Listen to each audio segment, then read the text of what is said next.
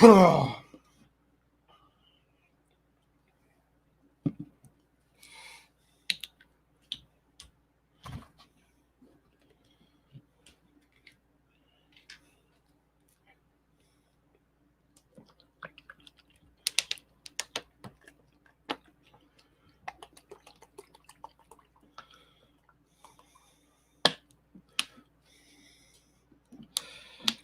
Milan, Forza Milan. Big game, guys. This could be the game. This could be the game that finally ends all of this. Let me get my water ready. Game is about to start. Game is about to kick off. No Bellotti today. No Bellotti. Let's go. No Bellotti. Yeah. What's up, my friend? Yusuf, what's up? DOA, what's up? Carlo, come va? Ciao. Come on, guys. Game has started. Milan all in a white second uniform.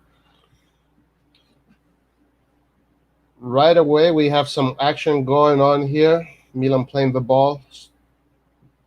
The pitch looks like it's in beautiful condition. The formation is the formation that we speculated it would have been. So the same formation as Juventus, minus Ibra for Rebic, Castillo for Salamakers. Castillo on the ball right now, shielding the ball, passing it back to Calabria. Calabria back to Castillo. Castillo looking for Rebic. Rebic, oh, right away, nice plays. Brahim Diaz playing a little bit too, being a little bit too smart.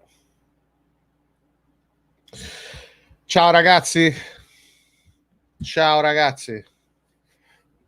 So game has started. Andiamo. Gianluca Borg. Andiamo Gianluca Borg. 2 minutes in.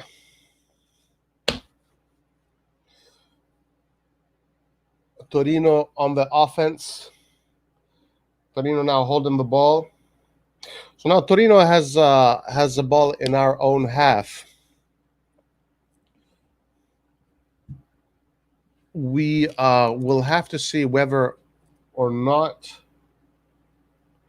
we can take advantage of those counterattacks when Torino has the ball in their own half. Take advantage of those counterattacks when Torino has the ball in their own half. Ah, man. Come on, guys. This is it. This is it. This can be the game that ends all the suffering. Okay, Torino in their own in our half, trying to maneuver the ball around. We win the ball. Çalhanoğlu on the left.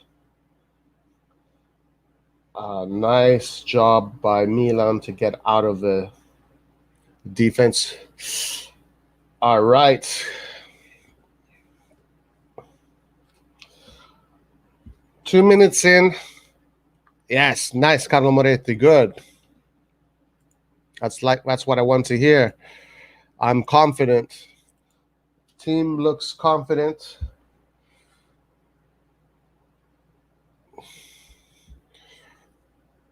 So we got Calabria looking for Çalhanoğlu. Çalhanoğlu right now slipped in the middle, but they lose the ball in the middle.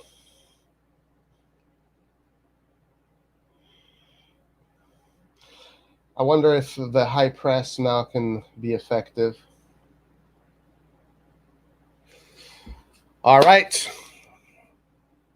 It is a throw-in for AC Milan in Torino's half. We have Kessina on the ball, Tomori on the ball. Milan pretty much in Torino's half right now.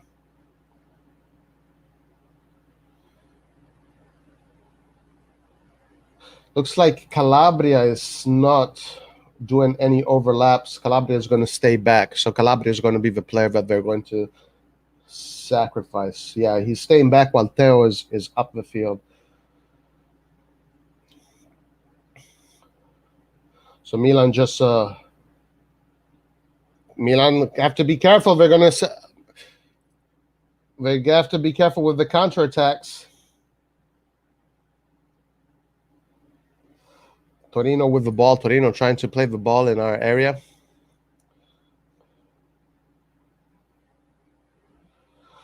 I wonder why Belotti isn't playing.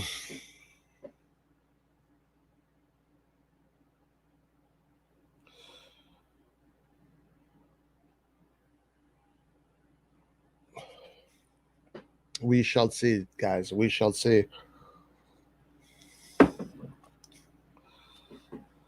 So, and I don't see Ansaldi either. So Torino missing.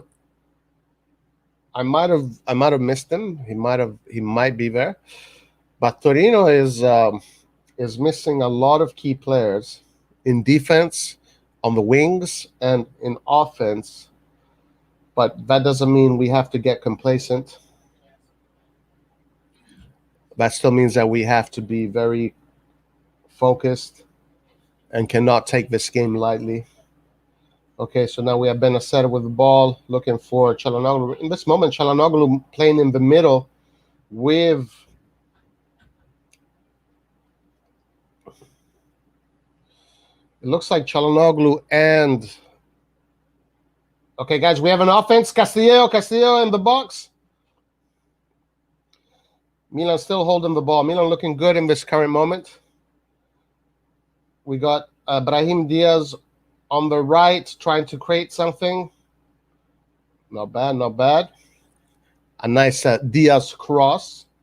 Theo Hernandez tries to play the ball. Right now, Milan with the ball in the box. Milan with the ball in the box. Across in the middle, guys. Right now, Milan looking pretty good. Looking pretty good. A good chance. Ooh, guys. Milan playing in Torino's box. Milan asking questions. This is what we want to see. This is what we want to see, guys. Çalhanoğlu tried. So we got a corner now. Our jumpers are here.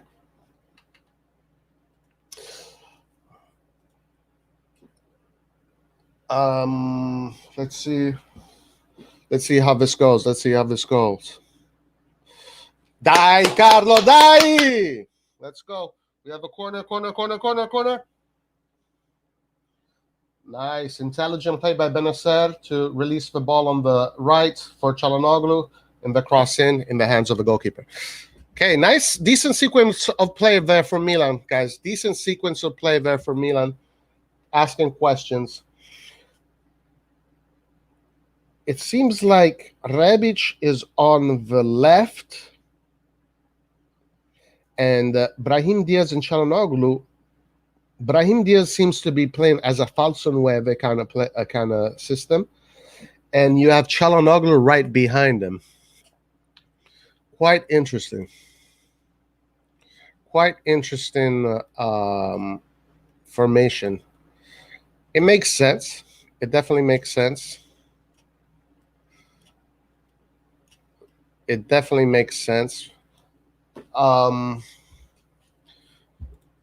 This is what the team currently looks like.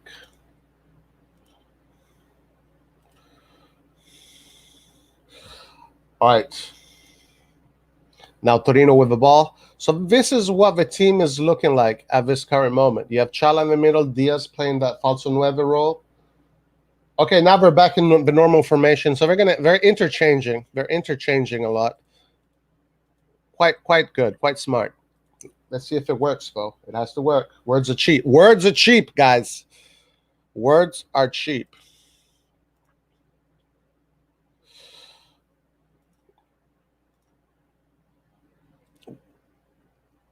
All right, let's go back to the score. 10 minutes in, guys. 0-0. Right now, Milan looking slightly more dangerous, but no real shots on goal yet.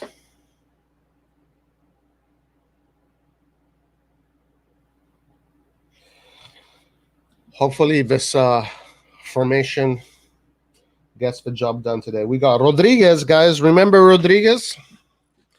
Rodriguez playing for Torino. All right, we have a foul for Torino. Now, Torino, we got to be careful here because Torino has jumpers, and this is where we must be very focused. We must be very focused here. We must be very focused here. All right, guys, no problem. Torino had a free kick in the box, but we were able to get it out. Zaza tried to flick it back in the middle, but it didn't work. It might have been an offside position, actually. We'll see. So Milan playing a system in which the Calabria, Chiaia, and Tomori are going to stay back, almost like three in the back. Then you have the two. It's almost like a 3-2-4-1. That's how they're playing, like a 3-2-4-1. Theo Hernandez adds up as the left winger.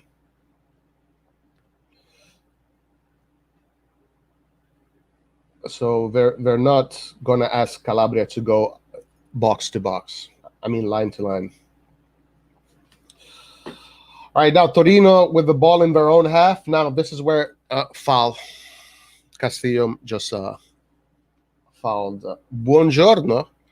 Torino has a player called Buongiorno. All right, guys. All right, guys. Come on. We got this. We got this.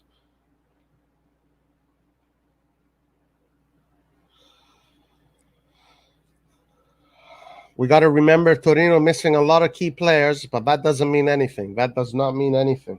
We still have to be focused and play a game of intensity, focusedness, and precision. Okay, now we have Brahim Diaz with the ball, passing it to Benacer. Benacer with a long ball, looking for Çalhanoğlu, but doesn't work. In the hands of Sirigu.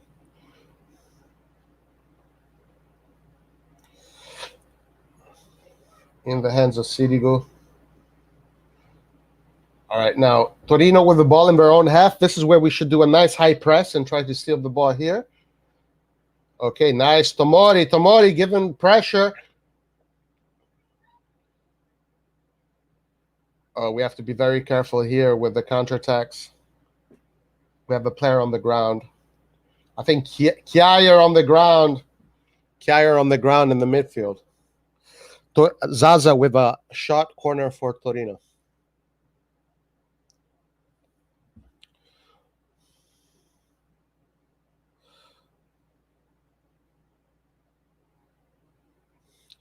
Brahim Diaz, we got to see how Brahim Diaz grows into this game, if he can find confidence and find spaces, because his role is going to be key. You know, they don't have Ibrahimovic to settle everything, organize everything, so now it's up to Brahim, up to Çalhanoğlu, and up to Rebic. Carrier on the ground, getting some medical attention. Looks like a collision. Shin-to-shin collision.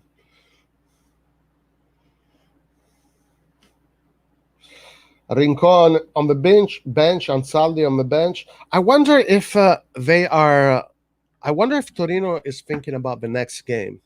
Because the next game, Ari, I'm not sure if Ari will join us. I think so. I'm still waiting to hear from Ari. But I think you said he will be joining us. I know Laert is going to be joining us. I know Ari yesterday was traveling in the US, though, not abroad. So I'm not sure. Still waiting on Ari. But if he is joining, he'll definitely jump in.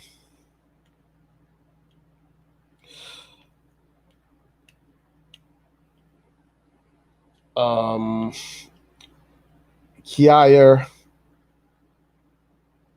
Okay, Chiaia seems to be fine. Goal kick for AC Milan. Yeah, Milan playing with three in the back. It's pretty much a three in the back. Quite interesting. right now. Kessie taking this covering for Kjaer. All right, now Kjaer coming back. Okay, Milan back in organized possession. Tomori out wide, looking for the long balls. Benacer with a bad layoff. He has to be a little bit more focused there. Milan has to be focused. Well, Torino is not. Torino is pushing forward, which could be interesting for the counterattacks.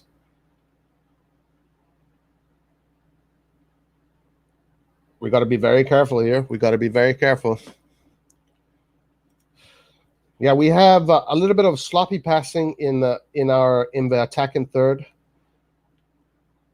It seems like hopefully the team is going to settle in and start finding each other. But one thing I'm noticing is that Torino is playing. That means that if we can get them on those counterattacks.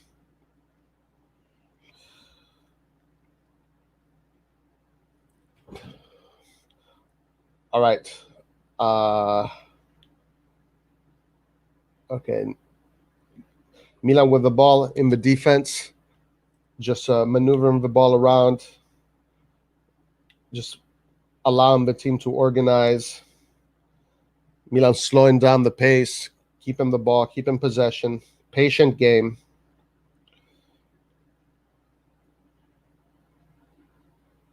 Torino covering all the spots. Torino forcing Milan to go long. Okay, not bad. Good pressure by Çalhanoğlu. Torino forcing Milan to play long ball in this current moment.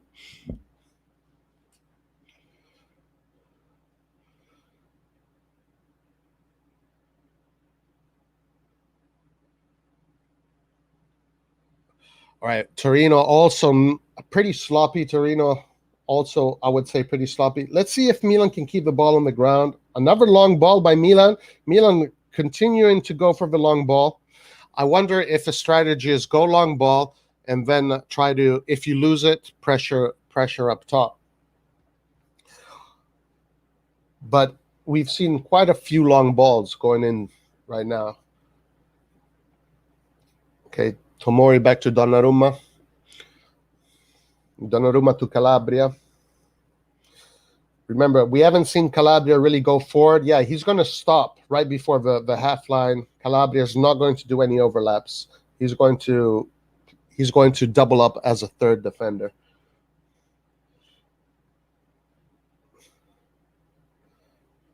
Okay, Milan playing in front of the box. Okay, nice layoff by Çalhanoğlu. Good pass, guys. We have a counter now. Theo Hernandez up front. Theo Hernandez on the left with a dribble. Theo Hernandez looking for a cross. Nice, good job. Corner for Milan.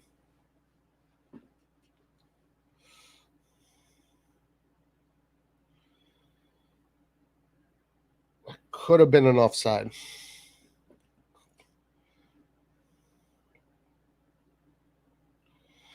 All right, let's see if we can get a nice header in. Tomori, Rebic, Kjaer. We got the jumpers.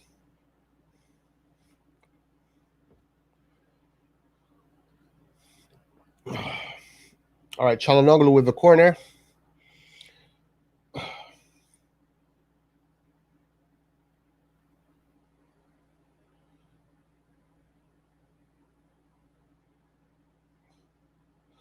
Okay, Milan, nice passage of play.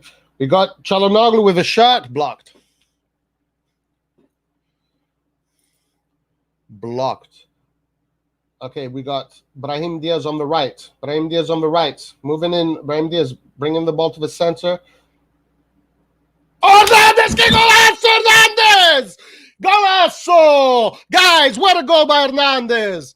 Beautiful goal by Hernandez. And Brahim Diaz with bringing the ball in the middle, passing it to Hernandez. Hernandez with a beautiful shot, guys.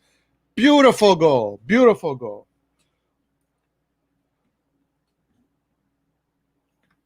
Come on, guys. Come on. 20 minutes in, 1-0. Let's do it. Let's go. Let's go. Beautiful goal by Hernandez. Beautiful goal by Hernandez. Now we have to stay focused, manage this game, and scoring more. We got to score more. We got to score more and bring this home. Guys, Hernandez. And the goal! And the goal! And the goal! And the goal! What does he say? What did he say about Theo? Hernandez! Hernandez! Yes, come on. All right, now back in action. Milan back in their 4-2-3-1.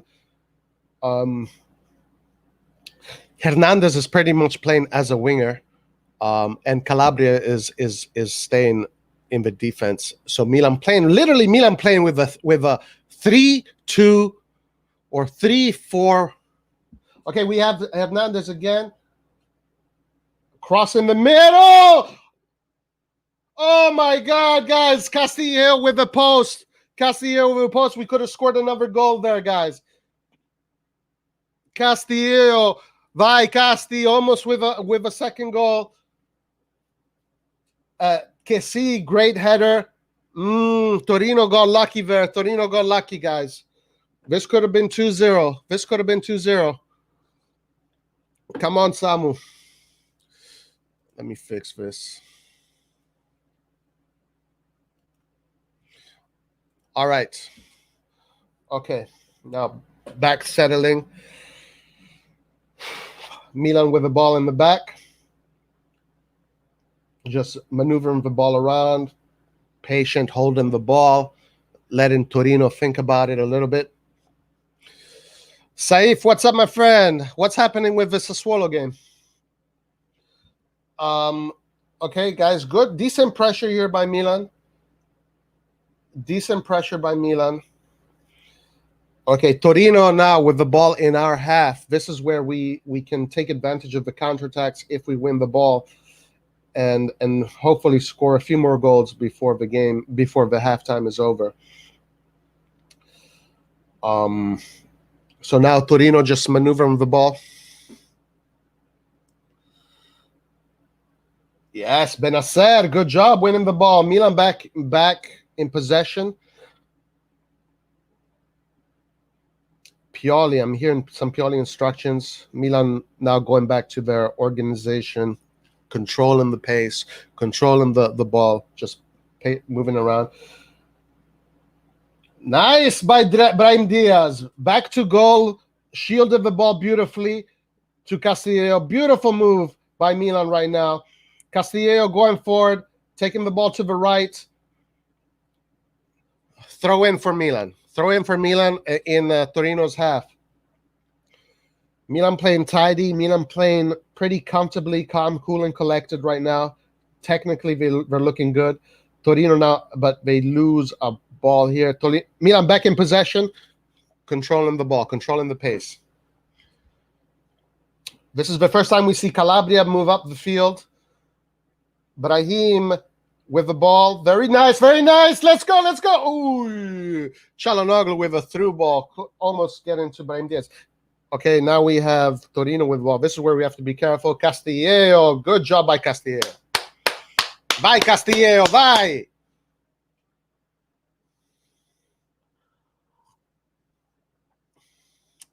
Castillo was very unlucky there with that shot.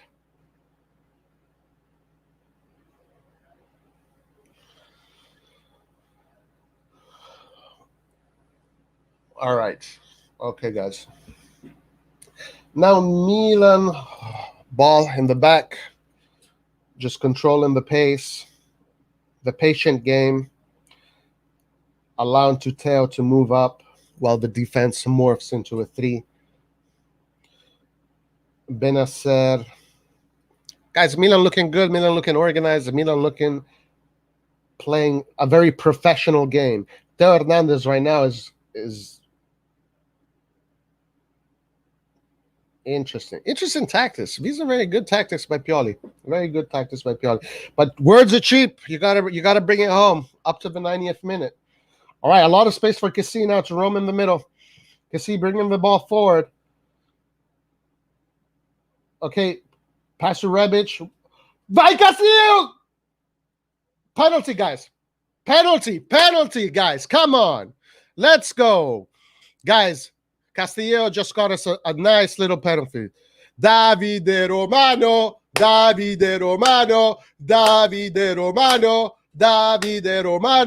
All right, guys, penalty. Castillo got himself a nice penalty. It might go to the VAR. We're going to see. I mean, that's a dangerous play. That's a dangerous play. So it has to be a penalty. Let's see if Kessie can redeem himself from that miss against Juventus. But guys, if we can go 2-0 right now, before the end of the 2-0, before the 30-minute mark, you know, it just puts us in the driver's seat, and let's see what happens. Casti is so bad, I should have gone in. Dai Kessie. Castillo is not a footballer. Well, guys, Castillo just got us a penalty, so I'm pretty happy with Castillo so far. So far, he's played very well. He's done his job. He almost had a goal. But, guys, let's see what Kessie does. All right. Let's see if it's Kessie. Yes, Kessie. Come on, guys. Come on, let's go, Kessie. Vai, Kessie, come on. Vai, Kessie.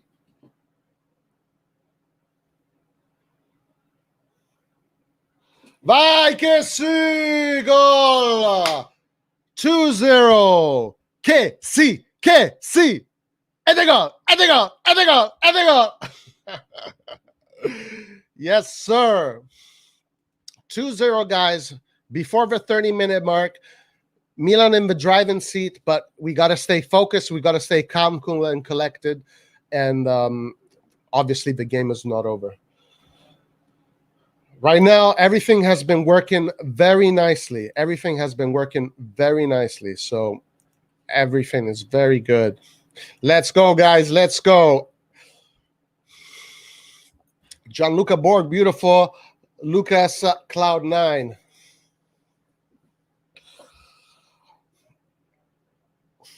I wonder if what's happening with Sassuolo Juventus, that game can be very decisive. It looks like Torino is saving their best players for the next game. It's the only explanation I have. Because they're playing with a second team right now, pretty much. But we don't give a fuck about Torino. What we care is about what Milan does. Right now, Milan with the ball. We got Theo. Okay, we have Zaza. Zaza's injured right now. We are killing it right now. Hey, what's up, Neck Lord? Yes, sir, we are killing it right now. We got to keep it up, guys. We got to keep it up.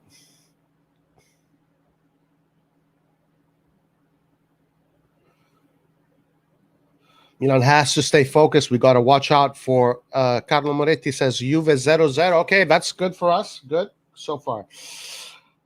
Okay, Castillo now with the throw-in. Milan in Torino's half once again. Milan now taking their time. Okay, Brahim Diaz with the ball. Goes back to Kier. Calabria. Nice 1-2 with Calabria and Brahim.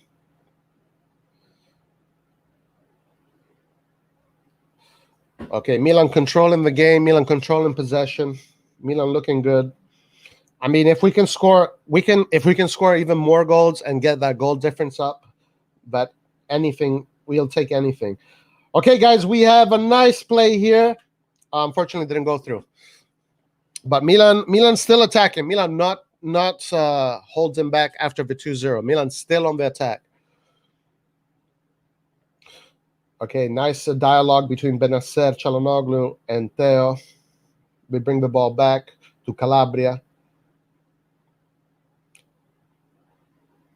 Samu getting praises from Pioli for opening up the spaces. Brahim Diaz so far with an excellent game. He got an assist too. Dai ragazzi, run both touring clubs rampant. Yes, sir.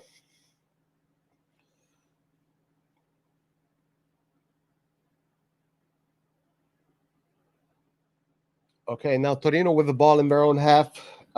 If we can steal the ball in their own half with that high press, that'll be what we want.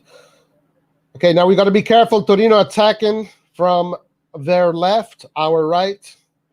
We're going to try to put a cross in. Oh, Torino with the shot on goal, but nothing. Nada, guys.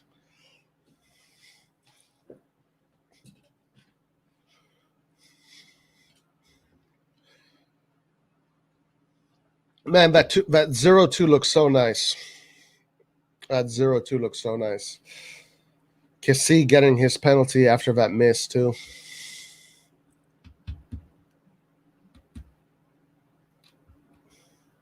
They're probably saving Belotti for the next game. Okay, Theo with a forward run, but he gets fouled. Singo was holding him back, I believe. So right now, Milan with the ball in Torino's half.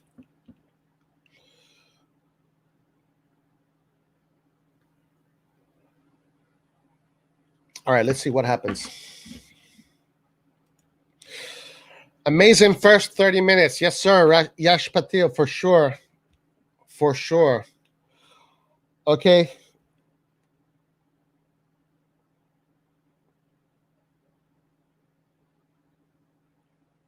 Oh, Kessie, very dangerous, but he did very well.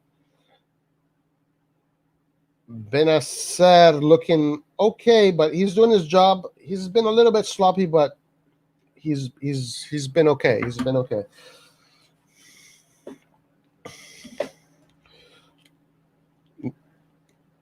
Torino with the ball now. Let's see if we can get a counterattack. Let's bait Torino in a oh, Tomori, what a defender, man. Tomori, a beautiful defensive play right now.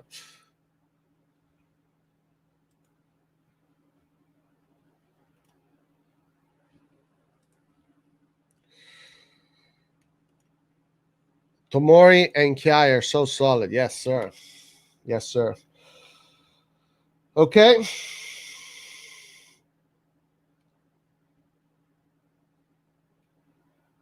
Nice by Benacer. Putting his head in the mix, guys. That's Benacer putting his head in the mix tells me the guy is ready to fight. The guy's a warrior.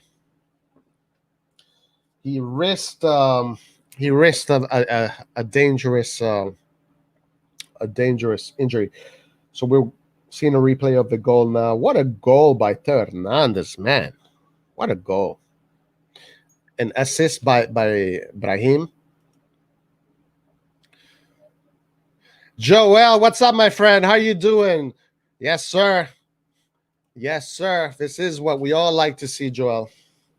Yes, Carlo. It looked like it was a sore one. Ci ha messo la faccia, Carlo. Ci ha messo la faccia. He put his face in the mix.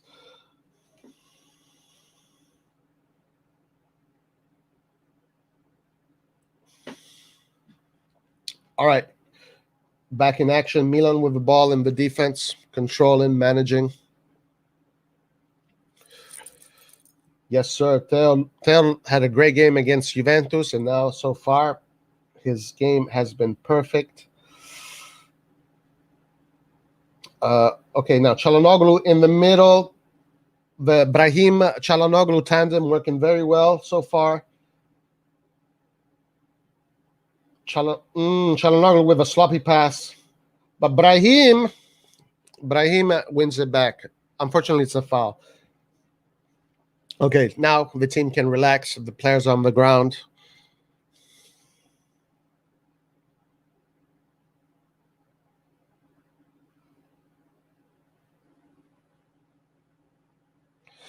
Man, yeah, Davide Romano, you're right. 2 Turin clubs on, one after the other. Okay, Torino now with the ball. Let's see if Torino can bring their team forward and we can catch them on the counterattack. Castillejo, good job in containment by Castillejo. Castillejo working hard. Good job by Castillo. Give him the pressure. And now Benacer doubles up in pressure. Oh, got to be very careful here. Zaza with the ball. Very careful. Header. Nothing. It went out. Offside. Offside. Milan's ball.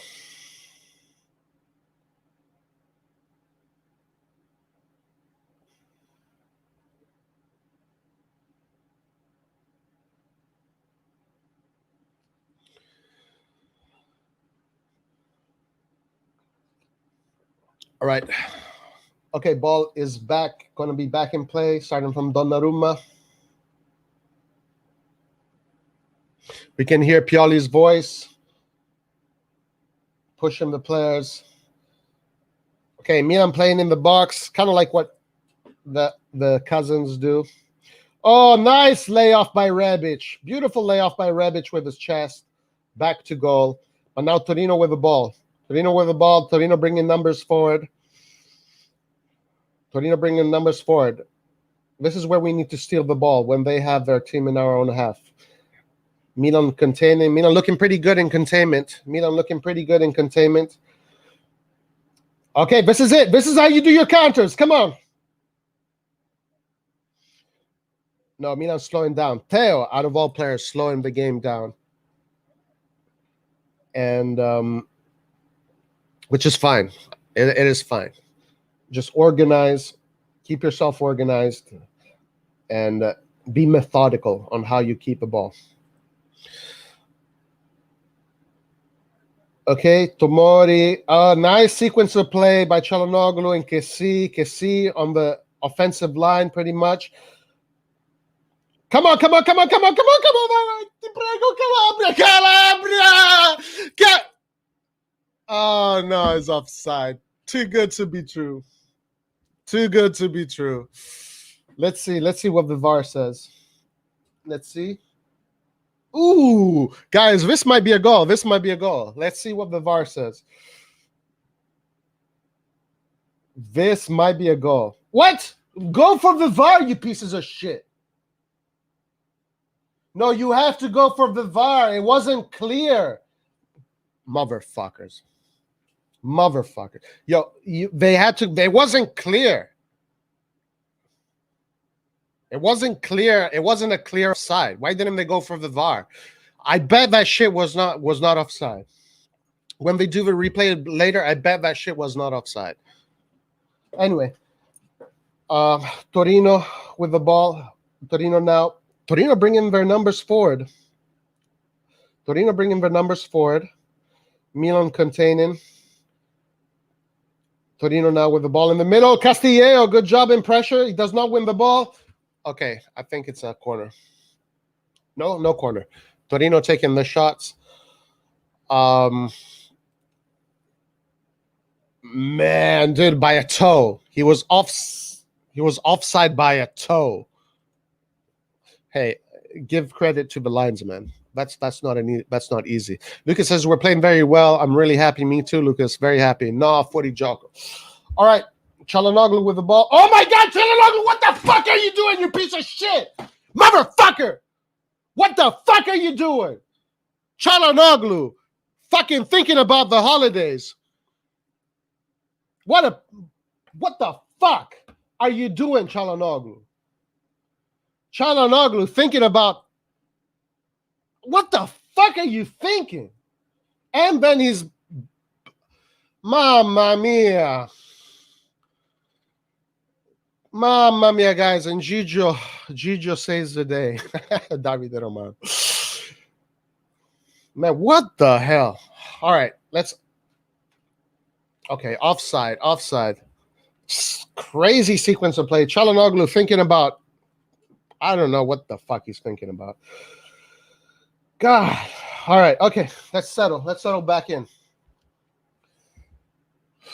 Mamma mia. Please take Hakan off and move Rebic back there. No. Hakan is playing well. I don't know what the hell he did there. This is very dangerous now, guys. Torino asking questions.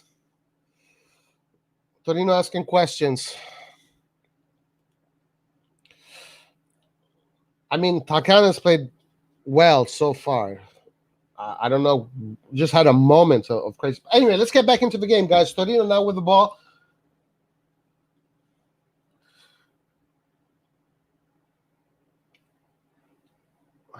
They have to forget about that sequence of play and stay focused on the game. Get back in containment. All right. Okay. No problem. No problem. All right. Ball is out. Forget that happened. Let's move on. Mamma mia.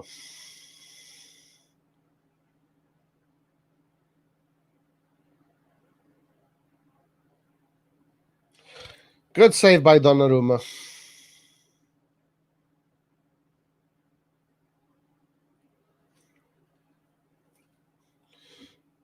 All right. Here we go, guys.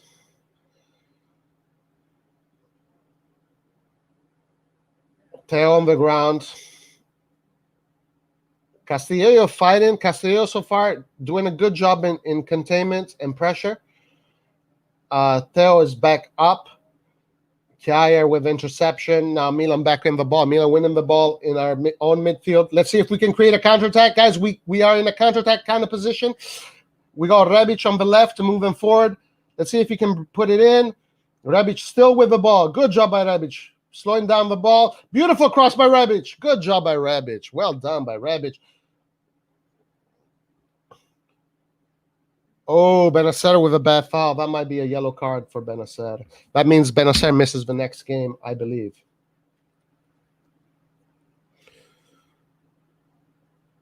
It's a yellow card, right? Yeah, it's a yellow card for sure. So I believe Benacer misses the next game.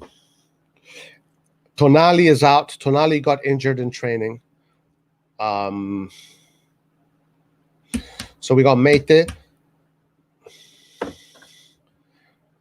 Rebic will do well in the UFC.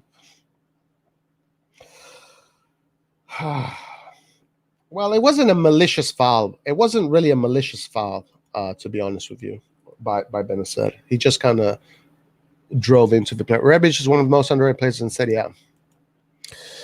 F.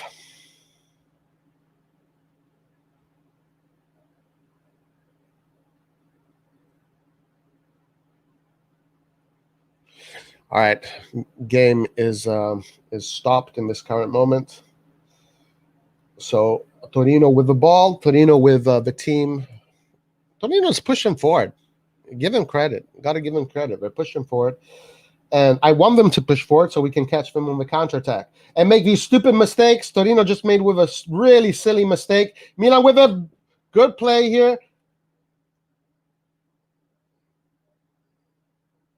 Castillo on the right, trying to dribble, looking for the player. Calabria now going forward. We've been seeing Calabria go forward. Calabria with a nice run. Ooh, almost got to Calabria. Rebic doesn't score normal goals, only thunderbolts. Yeah, man, that goal against Juve, wow. If he would have scored that at the San Siro under the Curva Sud. All right, Torino being very sloppy here in possession, losing the ball. Kjaer with a useless clearance. He had the time to control the ball. But anyway, Torino now going forward with Singo. Bonazzoli with the ball.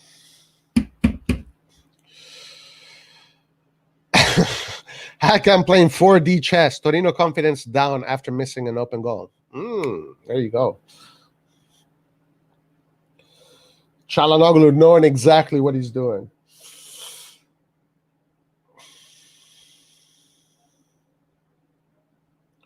All right, Torino now just keeping the ball on the periphery.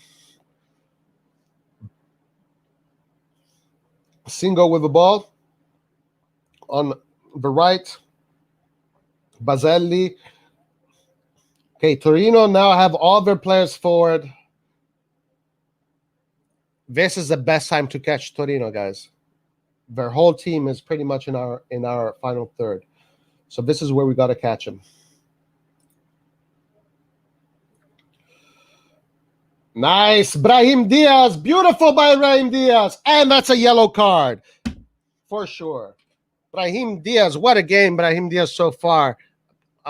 Defending the ball in our own box and almost started a beautiful counterattack.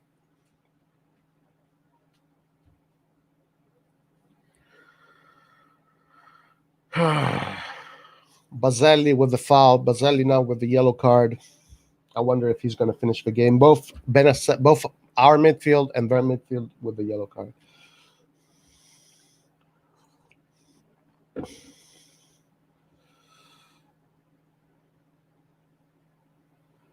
All right, about 1 minute. 1 minute left. The half is about to finish. 2-0. Comfortable lead so far. Hernandez on the ground.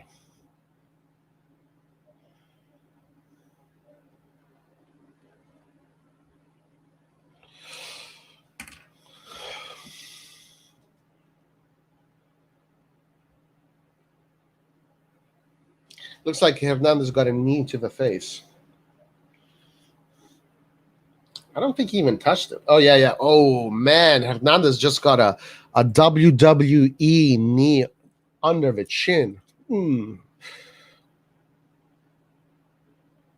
Oh, no, for sure, Carlo. Brahim Diaz is going to be, the number 10 for Spain in a few years. We have to keep him.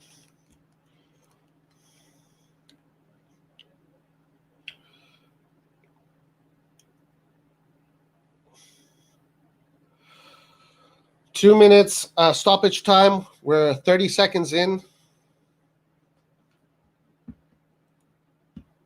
He's too short. Milan now just keeping the ball. Nice dialogue between Kessie, Benacer, Çalhanoğlu.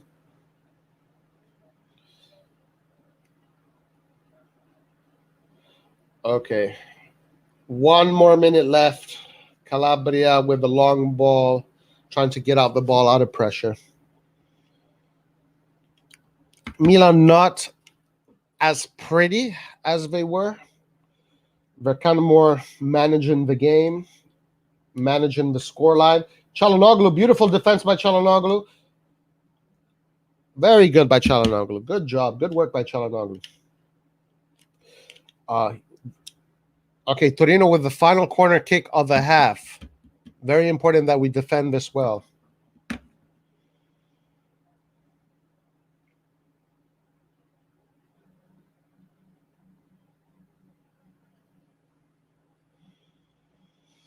Okay, let's see what happens. Nothing. Goal kick. Second half. Done. Hey, what's up, Jugga Benito? What's the score over there? Is Juventus winning? All right, guys. That's first half. 2-0. Beautiful, beautiful result.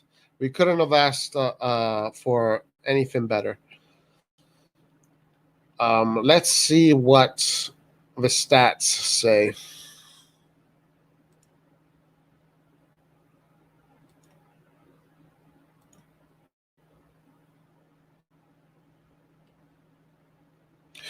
Juve 2-0.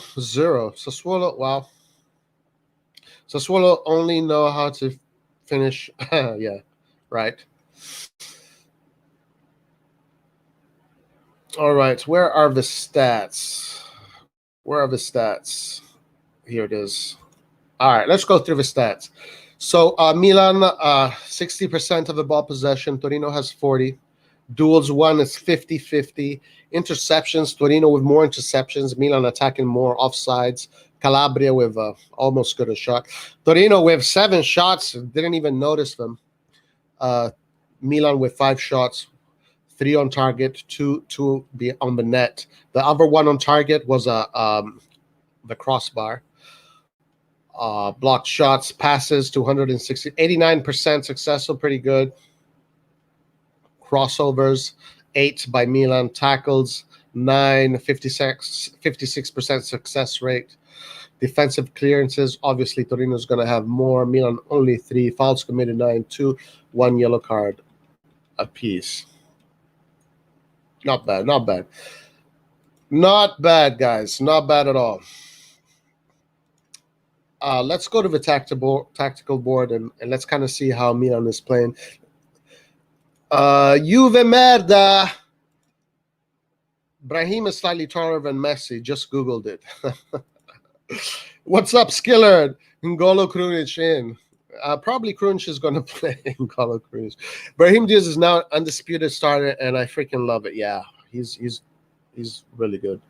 I swear, Sassuolo Udinese always get a result against us when we need to win, and when we need them to win, they lose. Man, Napoli dismantled Udinese. They dismantled them. Let's look at the tactical board. Juve's results don't matter if it will be expelled from Serie A and UEFA. I don't think that's going to happen. But I've been reading about that. I really don't think that's going to happen. Belotti in most likely. Yusuf, I don't know, because I don't think Torino cares about this game so much. Because the fact that we're not playing Ansaldi, we're not playing Belotti, we're not playing Verdi, we're not playing Rincon, then Izzo is out, Nkulu is out. Those are all the starters, right? Those are all the starters. I think they're thinking about the next game, because the next game is going to be their most important game. Torino's next game is going to be like our game that was against Juventus, like a key game for the season. So I think Torino is handing us the win today. I mean, we are getting it ourselves, but that's what it looks like. That's what it looks like. Let's see. So Milan playing, for the most part, Milan is playing like this, but we have seen a lot of this kind of situation. Theo is doubling up. Basically, in possession, Milan looks like this, with three in the back, the two midfielders, Kessie going forward, Benacer always being the midfielder that stays back to organize the play, Castillo working here, Diaz moving side to side. We kind of look like three in the back, a line of four.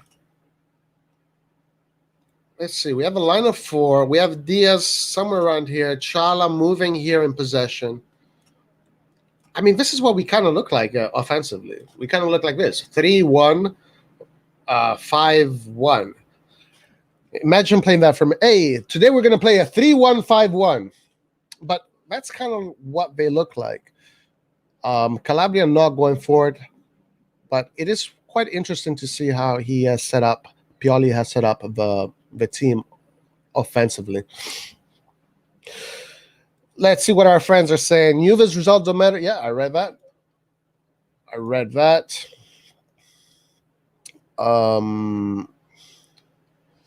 I think this is the season where Juve is slipping out of the top four. Can't see Milan. Yeah, it looks like it. It really does look like it. And, it's fine. They've won 9 years in a row. They don't have to win. They don't have to make the top four this year.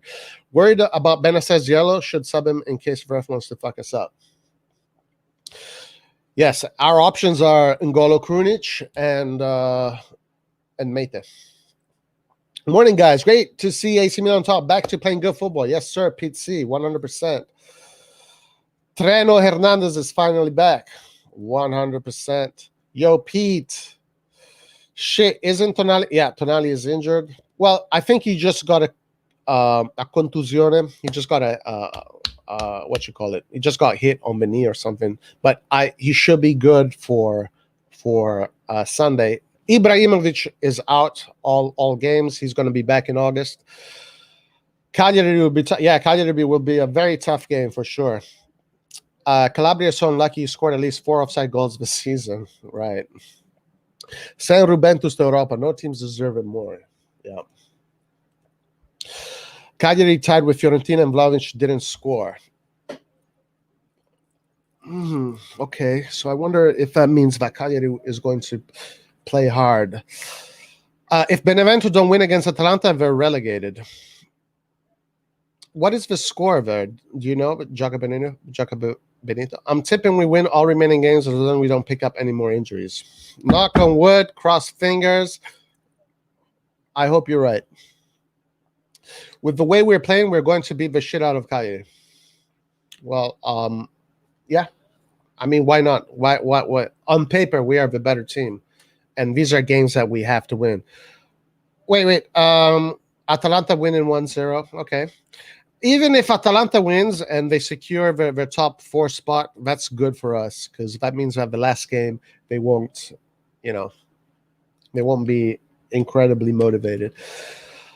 But Milan looking good. So let's describe the goal. Diaz had the ball right here. He brought it forward. He came from the right, brought it in the middle, looked for Theo. Theo found himself in this position and shot the ball between a mass of players and found that right 2 inches away from the post, under the bins pretty much, but central, impossible to stop. Then a very nice, calm, cool, collected penalty by Kessi, sending the goalkeeper on the other side.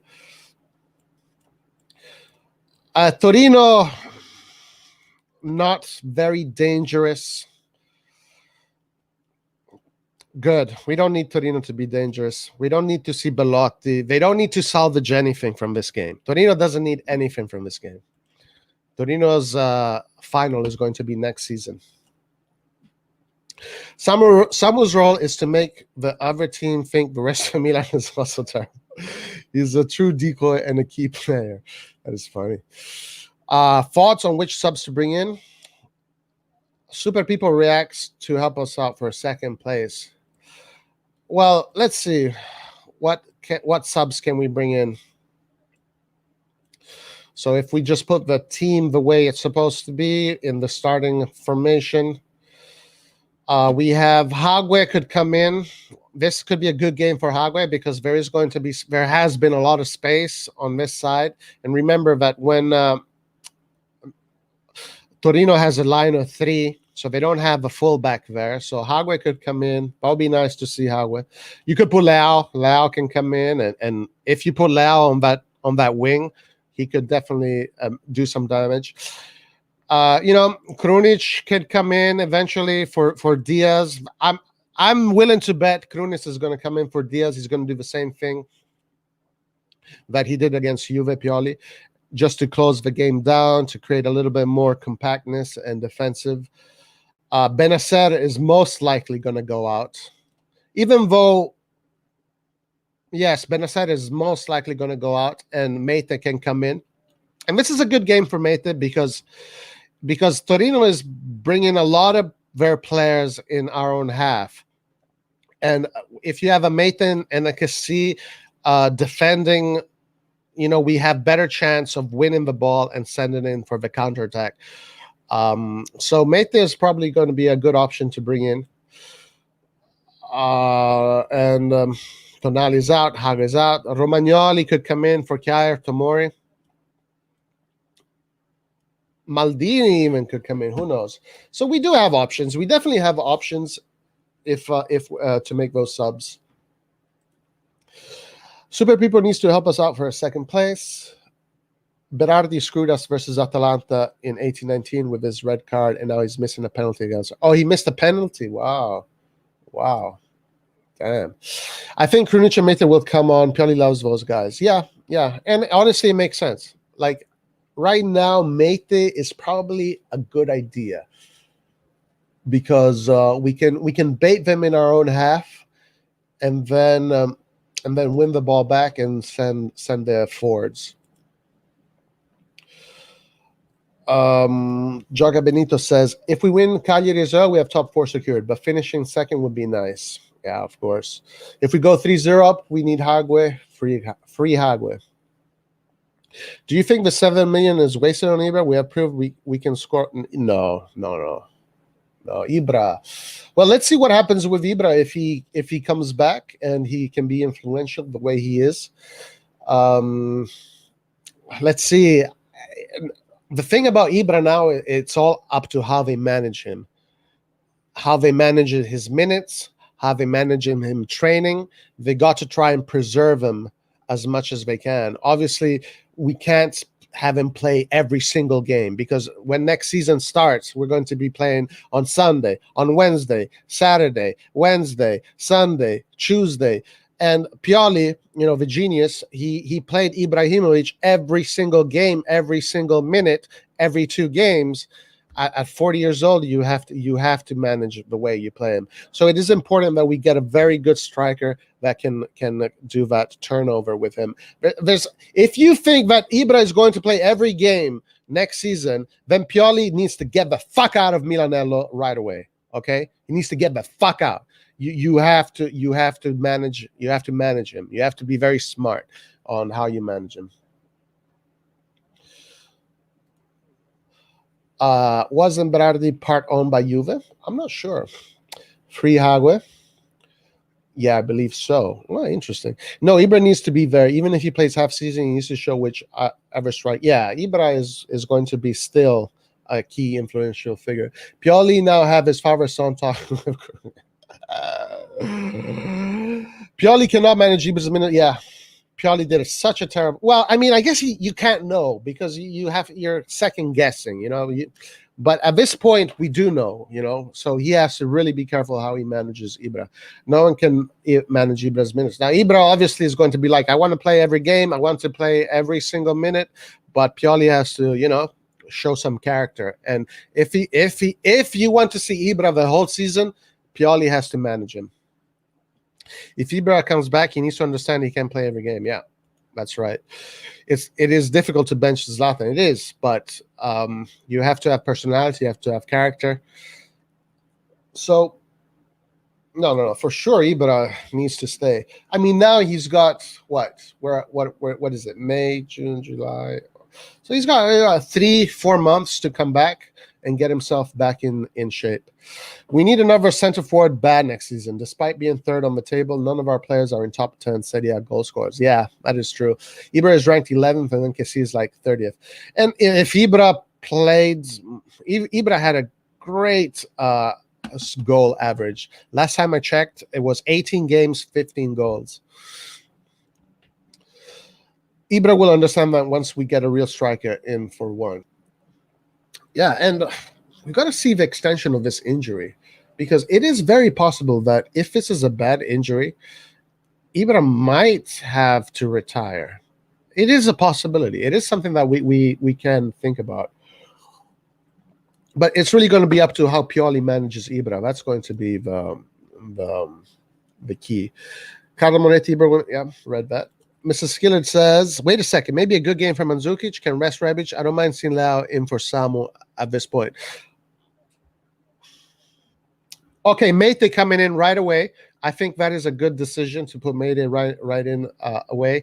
He's going to come in for Benacer. Why risk a red card? Because if you get a red card with Benacer, then he's going to miss the Atalanta game, and we don't want that. We know he's going to miss the Cagliari game. So we don't want him to miss the Atalanta game.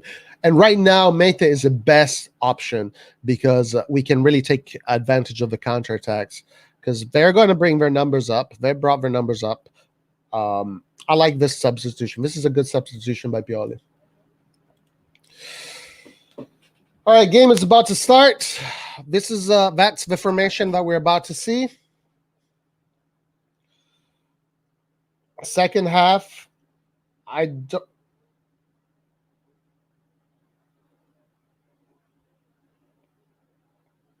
Hopefully Meta doesn't sabotage anything since he might be going back to Torino.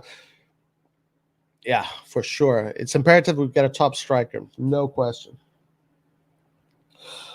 All right. Second half about to start, guys. Let's go.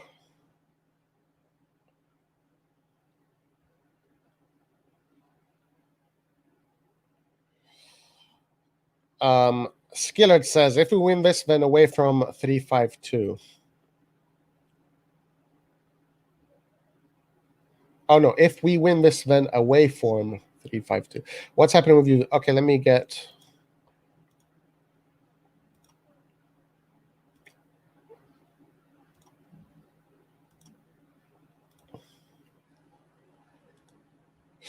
All right, guys. And kick off just happened right now. Second half, let's go. Forza Milan, andiamo.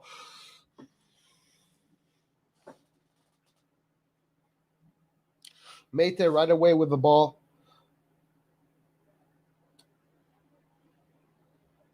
Okay, Milan already asking a few questions. Yeah, Mate, a good job of winning the ball back.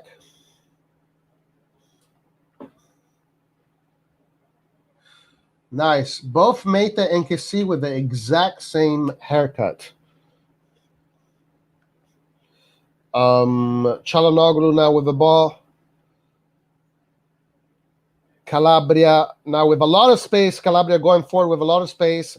Calabria does not move forward. He's still going to stay back. What's his name? Caseo tried to do a nice through ball, but it did not work. Mate ready with a lot of touches of the ball.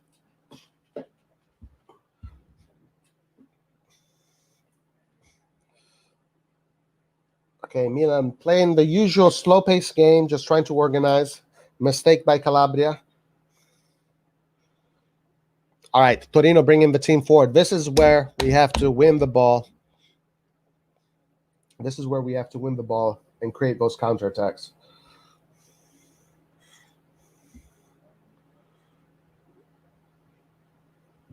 Torino on the left.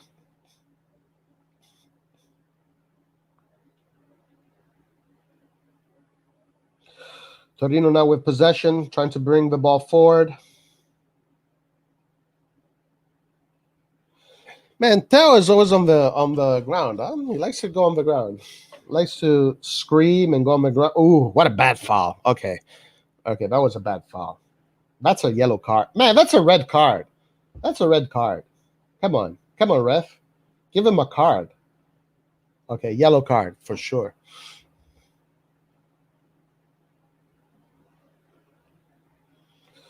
You can hear Pioli in the background barking instructions.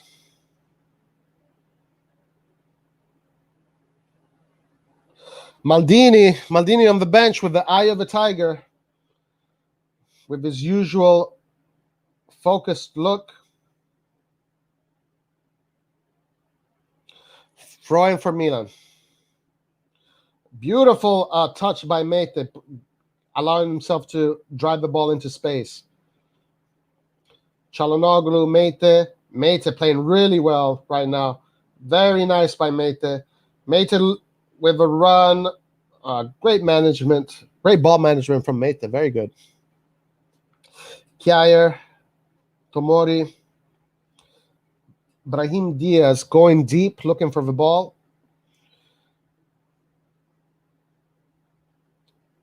It seemed, oh, nice play by Tomori. He kind of made a mess out of it, but okay, guys, we have a possible counterattack. Beautiful play by Diaz. Beautiful play by Diaz, creating space. Okay, we have.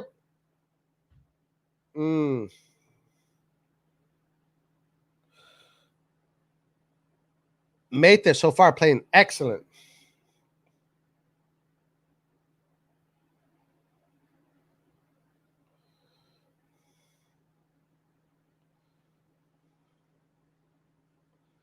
We can hear Pioli say, ottimo.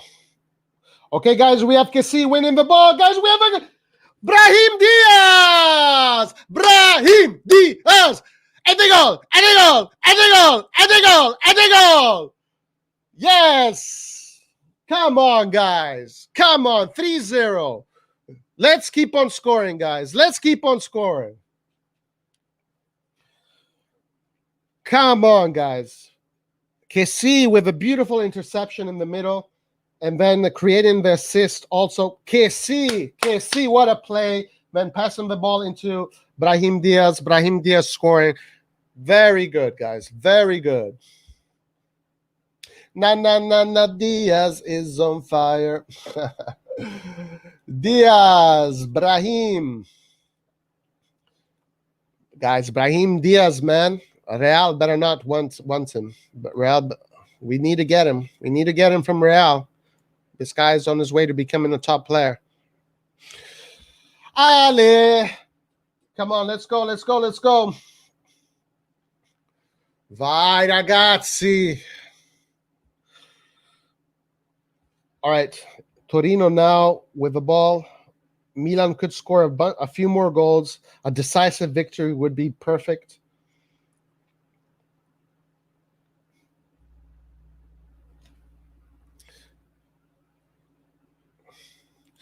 What's up, my friend Ali? He should get Lau in and maybe Haga also for Chalano and Castillo. Yeah, I think so. I think those would be good substitutions and get them to even score some goals and get them to gain some confidence. One more goal in this game will be streaming. Nice. Davide, I love that.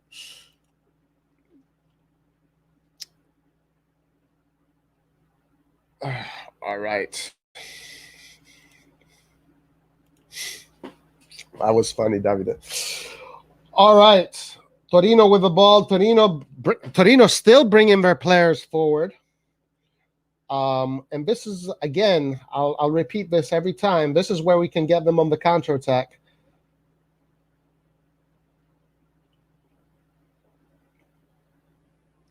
Okay. In the safe hands of Donnarumma. 51 minutes in. And 3-0. We just have to keep focused. Don't get any goals conceded. Keep the clean sheet. Maybe get Leao in there. Score a few more goals. Eastbourne, what's up, my friend? 3-0, and I'm here, Roy. I'm pretty confident Milan will trash Torino because Rodriguez is fine.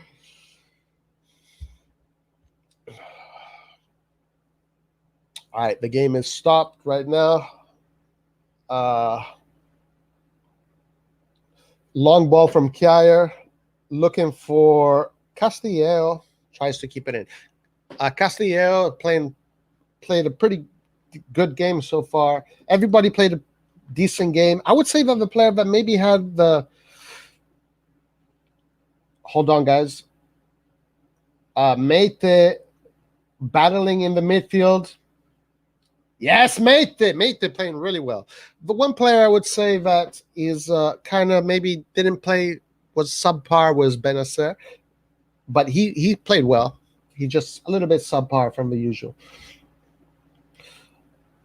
Everybody else, excellent. Okay, guys, we might have a counterattack. Yes, this is the diamond I'm talking about. You see that diamond that Torino plays in counterattacks? Okay, a lot of space, guys. We might... Oh, nice play by Vaime! Oh, my God. Oh, my God. That could have been a 4-0, guys. Mathan almost... No, sorry, Kessi almost scored a number 4. Theo Hernandez with a beautiful feet. No, Rebic with a beautiful feet almost got an assist. Kessi almost getting 2 goals. Yeah, how did he miss? Samuel looks like a bar because he's playing against Rodriguez. How did he miss? What's up, Ko Kwai? How you doing? All right. Torino with the ball. Calabria, high pressure. Well, usually where Castillo plays, you have Ansaldi. Ansaldi is Torino's maybe most inertia forward player, but he's not playing. I'm telling you guys, Torino is saving their best for the next game. The next game for Torino is going to be key. They don't give a fuck about this game. Torino does not give a shit about this game, and it's good for us. I don't give a fuck about Torino. They don't give a fuck about me. That's the way it should be. All right, Donnarumma, ball in hand. All right. Rebic is so good at creating chances for the team. Yeah, he really is. Okay, long ball from Donnarumma. Tries to look for Castillo. Castillo playing well with his shoulders to goal.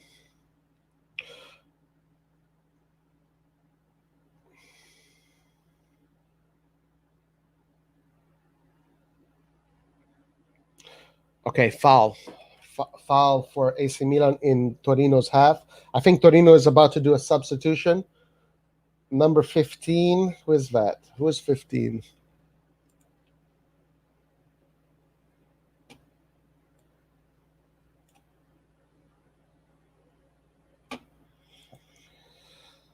Baselli, who got Verdi. Verdi is I believe Verdi is Milan. Verdi was born in Milan.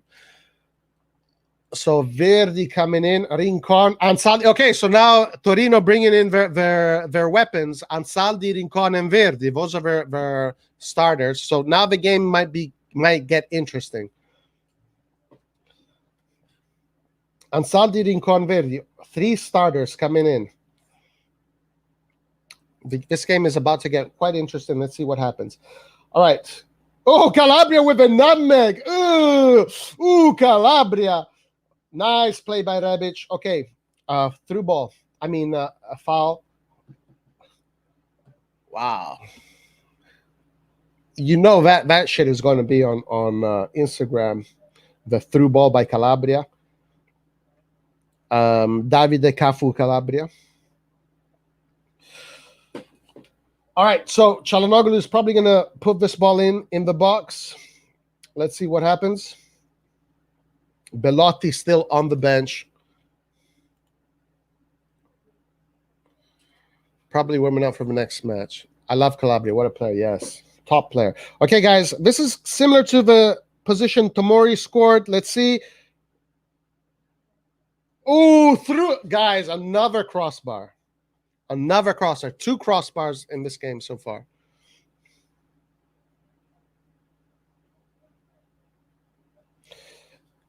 Brahim Diaz almost scored a goal he had no clue about, but the ball just bounced on him and then onto the post. Okay, you have to expect Torino to be a little bit more dangerous now. So we'll see if they're going to bring even more players up front and we can catch them on the counterattacks. Okay, Milan just controlling the ball, managing the ball from the back. Donnarumma slowing down the pace. Tomori to Kessi. Kessi to Mete. Mete back to Kessi. Just managing the ball through the channels. Very nice sequence of play. Good job, Mete and Kessi and the midfielders. Oh, beautiful ball by Calabria. Beautiful through ball. Let's see what... okay, Brahim Diaz in the box. Oh, good job. Nice play, guys. Çalhanoğlu with the shot. Calabria with a beautiful through ball. Çalhanoğlu close to scoring number 4. That was a little bit closer to the post. That was going in. I don't even think that would have been considered offside. Brahim's. He did touch the ball in an offside position, but I don't think it would have been considered offside. All right.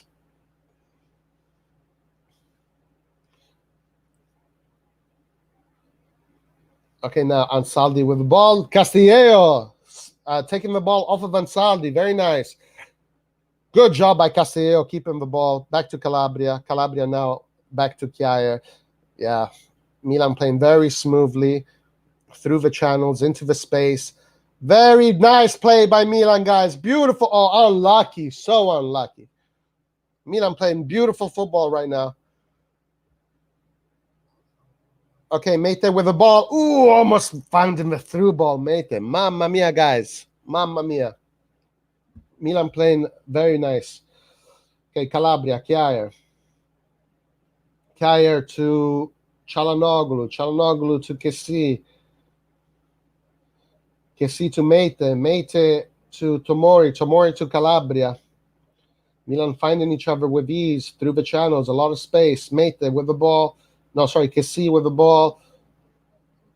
Now they lose it. Kessi with a difficult pass to Castillo. All right, Milan back in possession. Chiaia has been looking for a lot of long balls. Oli Son Free. Hello, fellow Milan fans. Great game we have, ain't it? Yes, sir, it is. 100%. Donnarumma, ball in hands. Kjaer looking for a lot of long balls. If I was the coach, I'd be telling Kjaer, hey, chill out with these long balls. But Rebic winning those balls in the middle like a beautiful target man, the way he should be. And that's what I've been saying, man. That's what I've been saying all season. Pioli, why the... never mind. All right, Castillo. Castillo playing an excellent game today. A lot of doubters for Castillo all throughout the Milan universe, but Castillo showing today that he's playing for the cause. Calabria with the ball, bringing the ball forward, intercepted in the middle. Theo now with some space. Okay, Theo trying to bring the ball forward. Brahim Diaz with the ball. Rebic on the side. Guys, we have a chance for a goal! Golazo! Theo Hernandez! Theo Hernandez! What a beautiful sequence of play, guys. What a beautiful... Milan playing calcio champagne. Milan playing calcio champagne. Guys, and he could have even given the ball to Castillo, and Castillo could have scored.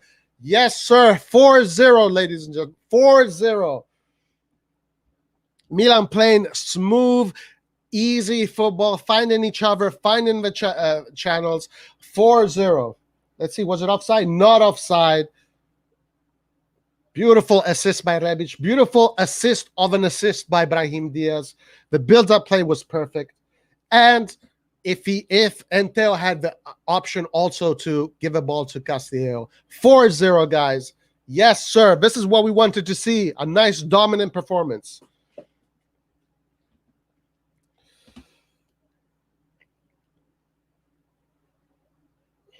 All right, Krunic coming in for Diaz. I think this makes sense. Right now, the game is done. It's over. I mean, shit. I don't want to say the game is over, but Krunic makes sense. So now we can defend a little bit more and save Diaz for the next game. So far, Pioli doing a good job with the substitutions. All right. Çalhanoğlu with a nice play there. Very smart play by Çalhanoğlu. Tomori loses the ball. No. Okay, we have a foul. We have a foul now.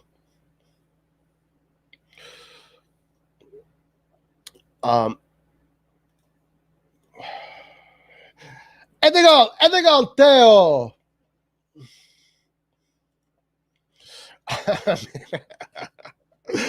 Yes, sir. Krunic, score us a goal, my friend. Score us a goal. We're basically doing training practice right now. Milan playing very comfortably. Milan playing comfortably. Too good, guys. Too good. Amazing. Just amazing. Theo, this is beautiful football. My eyes are hurting. Goal. Brahim is just amazing. Brahim Diaz is everything you love to see in a young player. Yes. Yes, sir. Okay, guys, we have a free kick from Torino. Verdi with the ball. Let's see what he does. No problem. All right, let's see how Krunic changes the midfield. Obviously, we're going to have less quality, less creativity, but we have noticed that if the team plays well, these players like Castillo, like Krunic, they also play well. So we have to expect a good game by Krunic. All right, let's go. Brahim Diaz gets a beautiful warm hug by Pioli, and Brahim Diaz hugs him back. That's what we want to see. Okay, Milan managing the ball.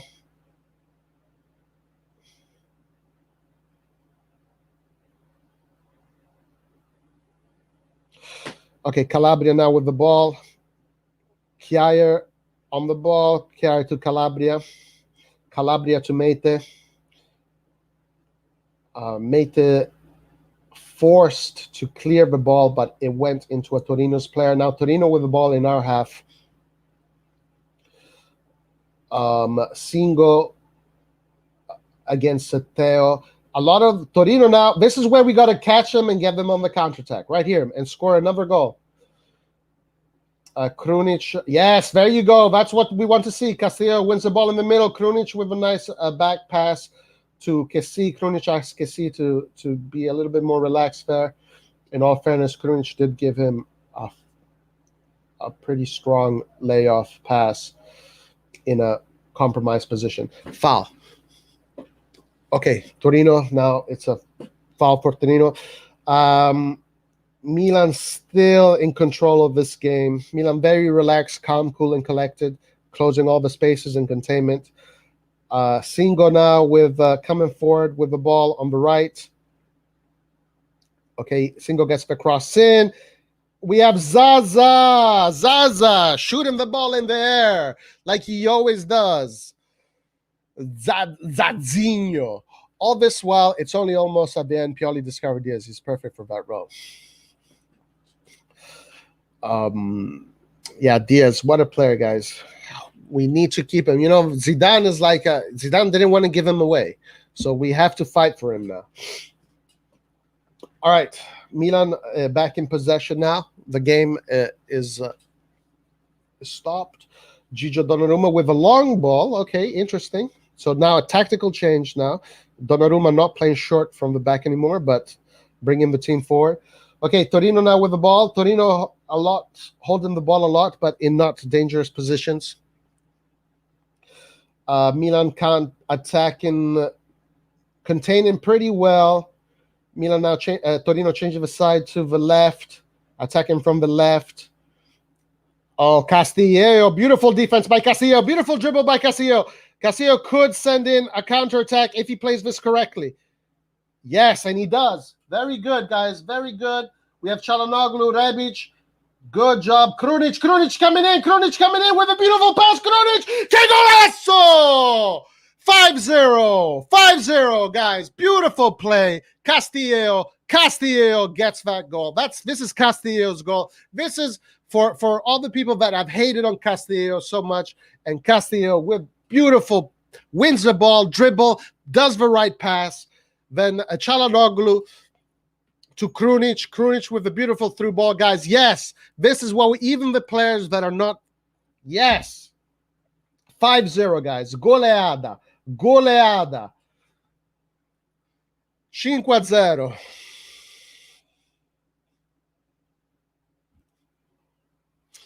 Gianluca. Now, let's just hope Madrid doesn't go over the top with his price tag. Also, having said that, what is the most you would pay for him? 40 million? 40? Let's go. 5-0. Ante, dai. Rebic, guys. Rebic. 5-0. Non ci credo, mamma mia. Castillo still out. Well, Castillo is probably not going to renew. But right now, Castillo is a professional and he has a job to do. Okay, Castillo with the ball. He gets himself a foul. No. Do not feel bad for him. Do not feel bad for him. You never feel bad for your opponent. Never feel, because they do not feel bad about you. So never feel bad. Punish them. Okay, Theo Hernandez coming out. Dalot coming in. Leao coming in for Çalhanoğlu. So I'm assuming Leao now is going to go on the left. Dalot is also going to go on the left. So Dalot is going to be more defensive than Theo Hernandez, meaning giving Leao less defensive work, right? So this makes sense. Krunic in the middle, Castillo on the right, Leao on the left, Rebic in the middle. Guys, I'm telling you, Leao on the left is great. Let's see how he does. 3 points against Cagliari, and we're seal bound. I don't see you beating Inter. Çalhanoğlu, excellent game. Everybody an excellent game. Okay, no, Leao is in the fucking middle. Oh my God, I can't see. I can't watch that. And right away, Leao loses the ball. Why is he in the middle? Leao playing as a fucking center forward. And Rebic on. No. Leao playing as a number. Wait, hold on. Let me see where Leao now is going to the left. Okay, he's going to the left. If I see Leao playing center forward, I'm buying a ticket right now to Torino and smack Pioli in the back of the head. Let me fix this.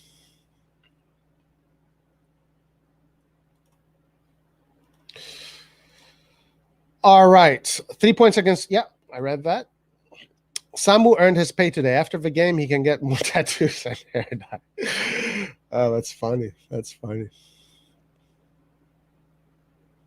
Trivia question for Roy. When was the last time we beat a team by a 5-0 goal margin away? I honestly do not know. I honestly do not know. Let's go. Lord Krunic, I told you I'm the Lord. Lucas says, let's go. Pete T says, now this is going to turn ugly for Torino. Mandzukic should come in, Lucas says. Olioli says, Milan padding their goal difference right now. Yes, we got to get that goal difference high. All right, okay, guys, good news. Leao is playing on the left. He's not playing in the middle. All right, Torino now with the ball in our own half. Just control. Torino still bringing players forward. Quite interesting by Torino. Calab. Mate with a beautiful interception. Mate sending Leao for the counter-attack. Come on, Leao. Let's go, Leao. Get it in. Put it in. Yes, Leao. Yes, Leao with a beautiful assist. I told you, you put Leao on the left, the guy scores. The guy creates assists. You put Leao on the left, the guy gets the job done. Yes, and Mate. What did I tell you? You put Mate. Mate is a perfect player to put in and create those counterattacks. That's it, guys. This is how you do it. 6-0. Let's go to 7. Let's go to 8. Bravo Leao. Bravo Rebic. Bravo Mate. Bravo Milan. Bravo Pioli. Ah, mamma mia. Mamma mia. Mate, beautiful pass to Leao. Leao in the perfect space. And Leao, what a beautiful play by Leao, looking for the player in the middle. Guys, Leao is a super player. Just play him in the right position. Ah, mamma mia, quanto mi fa incazzare quell'uomo. All right, okay, Leao getting what he deserves. A little bit of confidence. Hat-trick Rebic. Oh my God, 6. Mandzukic, 70 minutes, 6-0. Against Fiorentina, 6 goals. I guess in 90-20. There you go. There you go. That pass by Mete. Yeah, beautiful pass by Mete. And also beautiful interception. Castillo and Mete, interception and creating those counterattacks. Is Rebic still on the field? Yes, Rebic is still on the field. Come on. Goal. Left my ass off. Bye. See, Gianluca. Oh my God, Torino, what is going on? We fucked them. Honestly, I feel bad for Belotti. Bravi ragazzi. Mika says, we need this for the confidence. Belotti now knows which teams. Yes, sir. See. Vicky says, Rebic got this season on double digits now. Yeah, finally, Rebic got to his double digits. Okay, guys, we have a free kick from Torino. We still have about 25 minutes left in this game, considering halftime. Considering. Okay, Zaza with the free kick hits. Oh,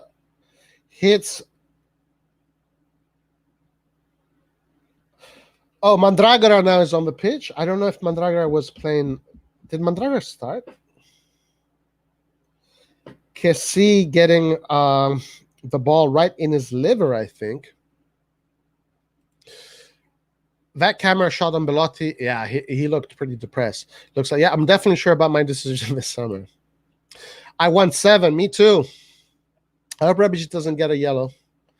Yeah, maybe Rebic now at this point, you can take him out. All the players that are on a yellow, like a suspension, you can take him out.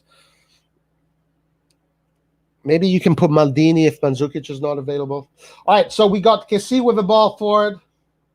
Milan can still score because Torino is not providing that much defensively. Remember, Torino is playing with their second choice defense. Their best defenders, Nkulu and Izzo, are out. So this is the game that we need to take advantage. Dalot and Rebic come on no yellow, and we're good for the Cagliari match. Yes. I want 8. Yes, sir. Pioli must give Hagwe game time. Yes, I agree.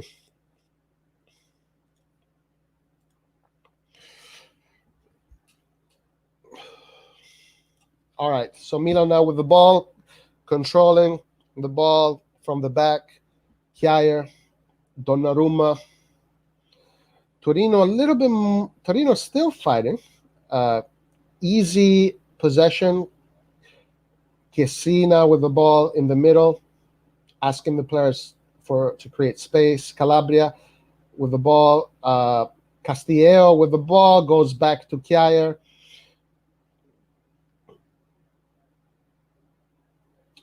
Castillejo asked him for the foul, but was not given to him.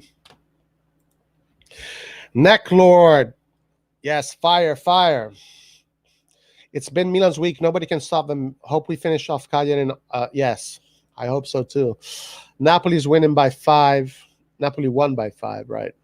Do we even have any more subs to use? Yes, we do. Wait. 1, 2, 3, 4, 5. No. All subs are out. We've used all our subs. Okay, Torino with the ball. Torino with a through ball into the box on the right. Single with a cross. Dalot heads it out. Right now, Milan has expired all of their substitutions. Thank you for pointing that out, Olioli. Nonsoik Buna says the problem with Leao left wing is that he's not hard worker off the ball, very lazy, and like Rebic. No, Leao is good. He's good, guys. He's good. Okay, Leao, speaking of which, creating chaos. Try Leao on. Oh, Tomori with the overhead kick. Clearance. Okay, we might have a counterattack. Counterattack for Milan. Counterattack for Milan. Rebic bringing the ball to the right. Players coming in. Dalot. Chiesi. Meite. Castillejo. Meite. Okay, Milan just containing the ball, holding the ball, slowing down the tempo. No need to risk anything at this point. Leao with a beautiful, what a ball by Chiesi. Come on, give it to Leao. Let me see Leao go. Dalot. Ooh, guys, almost for number 7. Rest Chiesi, yeah. So the players that came in are Krunic, Meite, Leao. Krunic, Meite, Leao, Dalot. You're right. Lucas, you're right. We only use 4 subs, so we do have 1 more sub. All right, corner kick. Torino takes out. Nice. Castillejo gives it back to Dalot. Dalot with the cross in.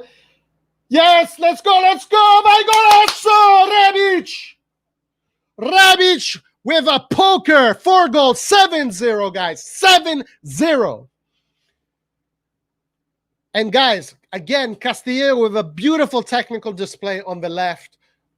7 goals. I don't think I've ever seen Milan score 7 goals. Oh my God. In a Serie A game. This is the first time I see Milan. This could be history in the making, guys. I don't think in my lifetime I've ever seen Milan score 7 goals in a Serie A game. I might be wrong. And we still have time to score another one.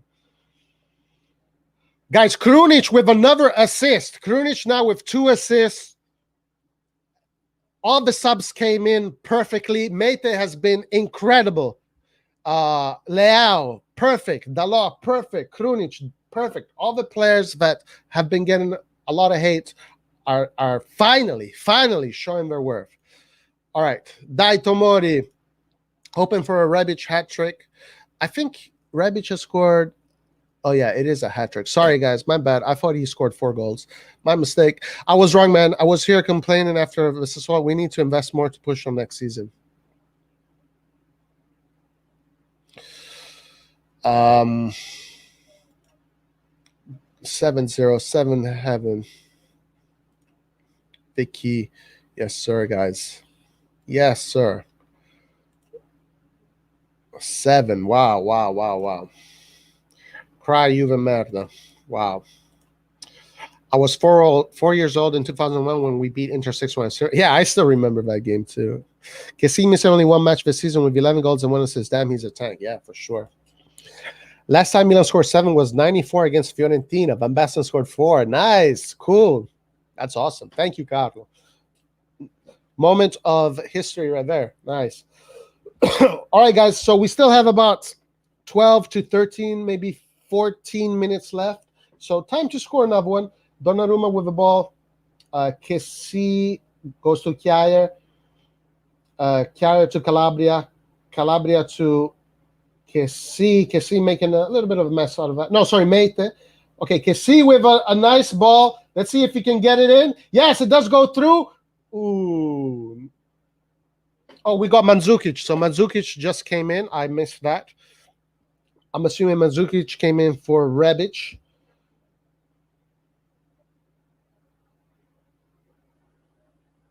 Mandzukic got in the last 15 minutes of the game.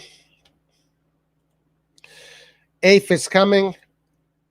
Another one from me too. Another one from me too, Rebic. Hey, Jamari, what's up? Okay, awesome. I still want more goals. We can get another goal, guys. We can get another goal. We have 14 minutes left. Okay, Tomori with the ball. Kessie. Tomori. Tomori Kjaer. Kjaer Donnarumma. Donnarumma Kessie. Milan playing from the back, slowing down the game a lot, trying to maneuver the ball out with ease, with calm. Back to Donnarumma. Donnarumma now outside of the box with the ball. Krunic doesn't get the layoff correct. Foul for Torino on the right. So now Milan has to defend the free kick going in for Torino. Get Mandzukic a goal. Still no Hagwe, guys. Another game where we don't get to see Hagwe. This is, for me, this is my first time ever seeing Milan score 7 goals. But thank you, Carlo, for telling us that game there against Fiorentina. All right, let's see how Milan does defensively now.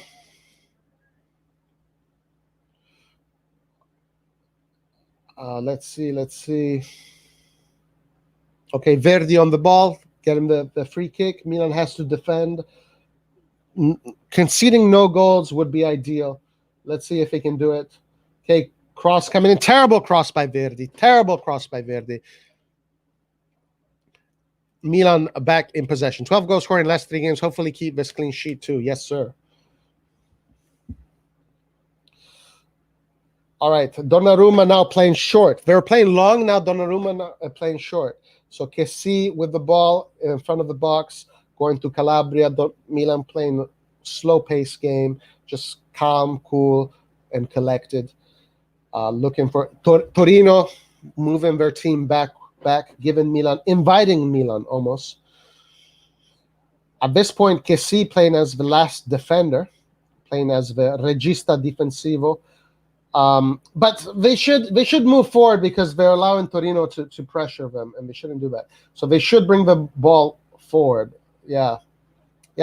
Strategically, this is not the right thing to do. They shouldn't keep the ball in front of their box for so long because eventually you're just going to invite pressure.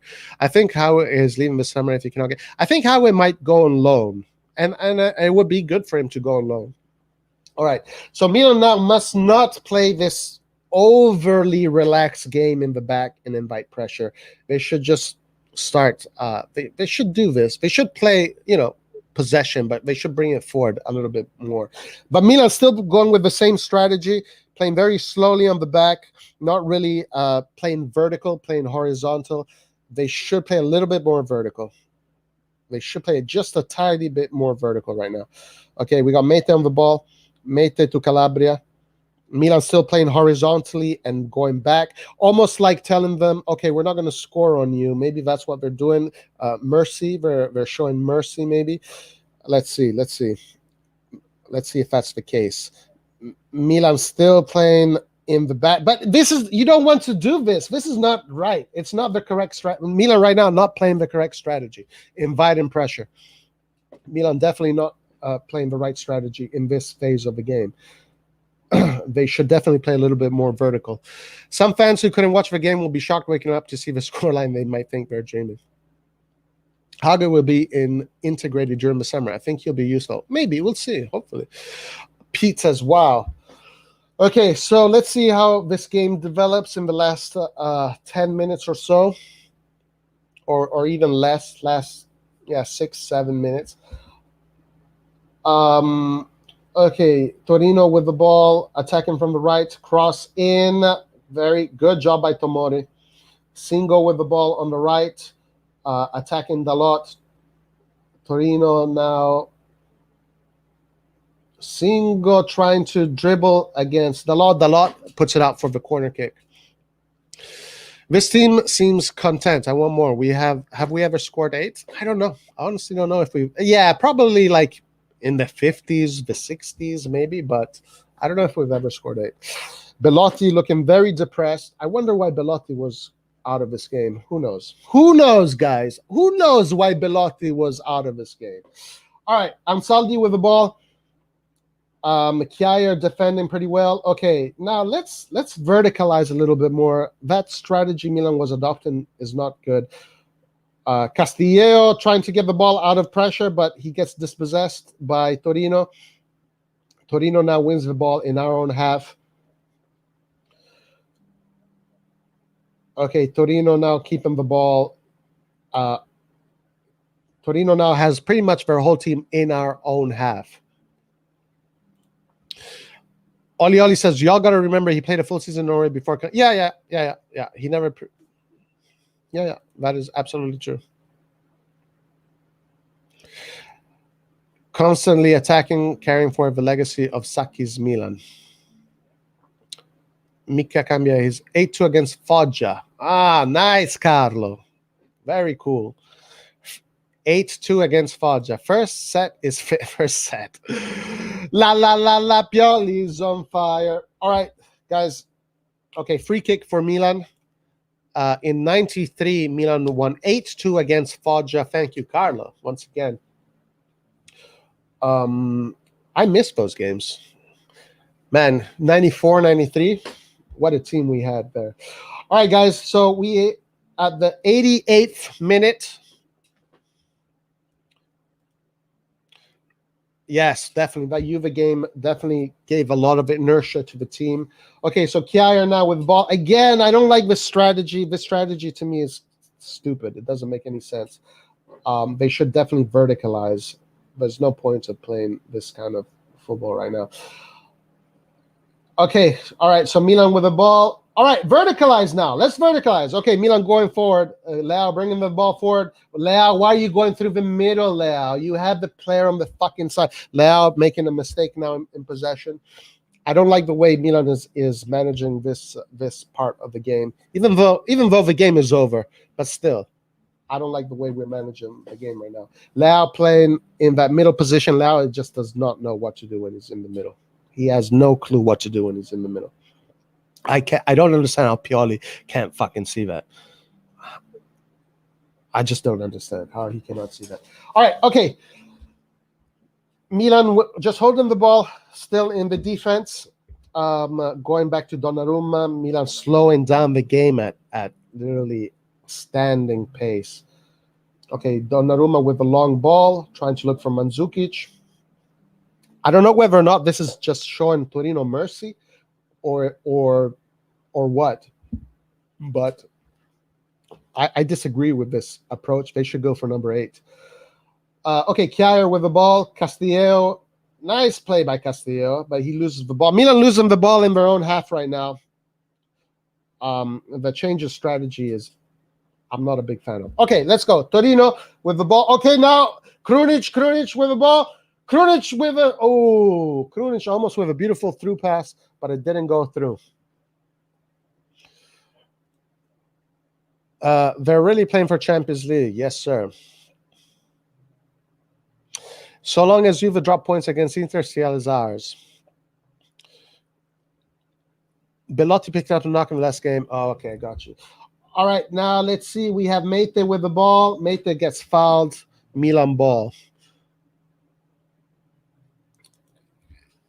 È finita, ragazzi. 7-0. What a game. What a showing of domination and getting all these goals. Incredible. Incredible.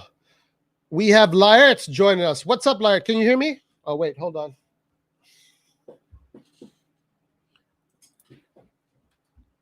Hold on. I gotta get my wow. Ladies and gentlemen, game is over. 7-0. Torino just got demolished. Milan one step closer to our objective, ending the season on a high note. Now we have a big game against Cagliari. Cagliari is probably, we'll see. We're going to analyze Cagliari. Let's see where Cagliari is. What's up? How you doing, my friend? I'm good. How are you? I'm excellent, man. What a game, huh? 7 goals. Yeah.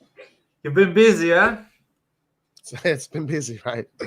It was a busy game. So what do you think, man? Oh, I mean, I knew we were going to win, but not so well. Like, yeah, 7-0, yeah? 7-0. But everybody had an excellent game. I think everybody had an excellent game. Pioli once again getting the tactics right.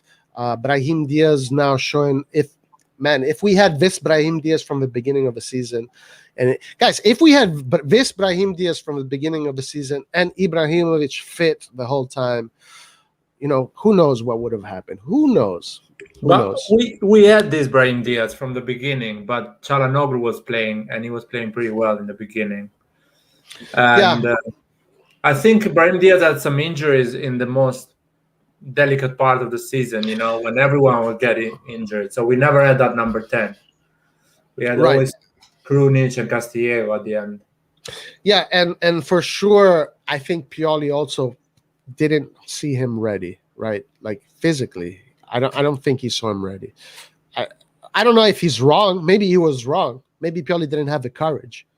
But I think that's why Pioli did not play him as much as he should have. But anyway, right now, Brahim Diaz is coming in clutch, and he scored a goal.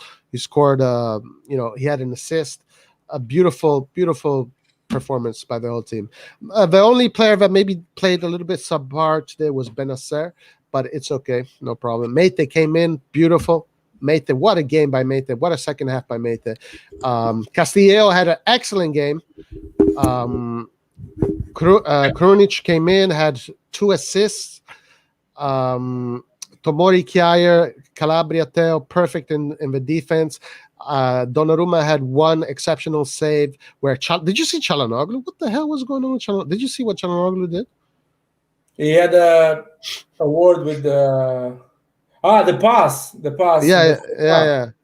Well, that's fine, but I've been saying that since I think 2 months that we shouldn't renew him. We don't need a player like him. I thought he played really well today, though. I thought Çalhanoğlu did a great job. He played very good.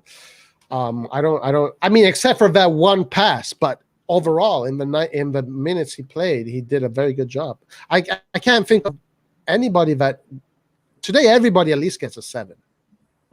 Yeah. No, I'm talking about the prospect, the future. I think like Çalhanoğlu is not good enough for AC Milan, in my opinion, at the moment. I see Brahim Diaz better. I see Rebic. This is sorry, 1 second. This is not true, man. Someone was not terrible. Like, why are you saying he was terrible? He was not terrible. He played an excellent game. He caused he played. He was perfect. Like, why do we have to hate on our players? What is up with this culture of hating our own players? Where does the sense come? He was not terrible. He was great. He was part of a team that scored 7 goals.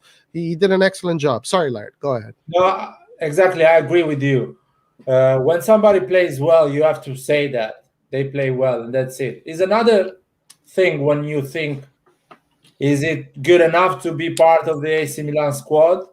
That's another question. No. I know you were doing But a if you general. have to judge the performance today, he played really well. Even Çalhanoğlu played really well. Everyone played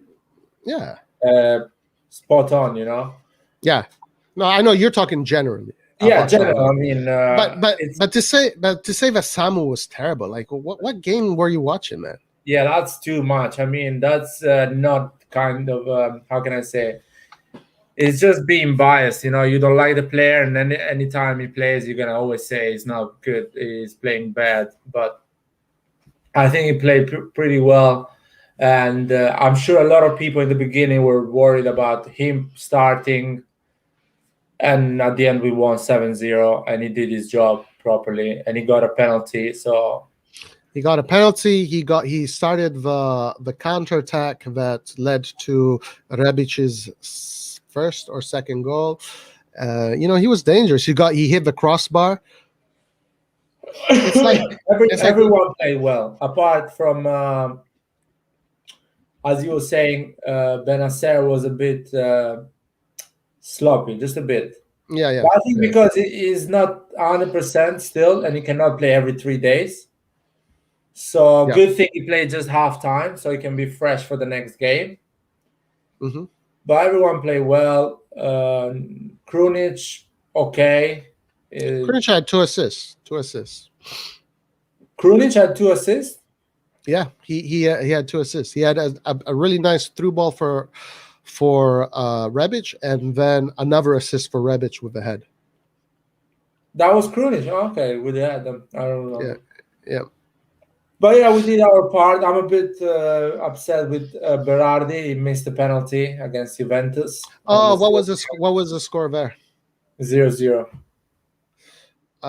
Okay, hold on. Let me get the link for Gianmario. Oh, that's so. Okay, what else? But yeah, it was overall a great performance. I really like Pioli as a manager. Like, I think I always say that he's the best manager we can have at the moment. All the great manager deserve to coach AC Milan are all taken. So Pioli is the best option at the moment, and I like him. I hope he's gonna do well next season.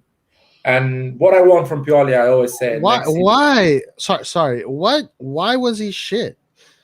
Like, what? Why was he shit? Like, what are you guys expecting from someone? Because he's not Messi.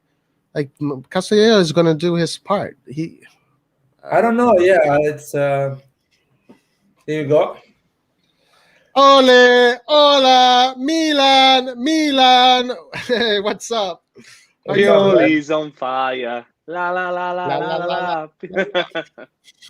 Nice. There we go. What was the score between? What do you think, Gianmario? What do you think about this game? Perfect again, wasn't it?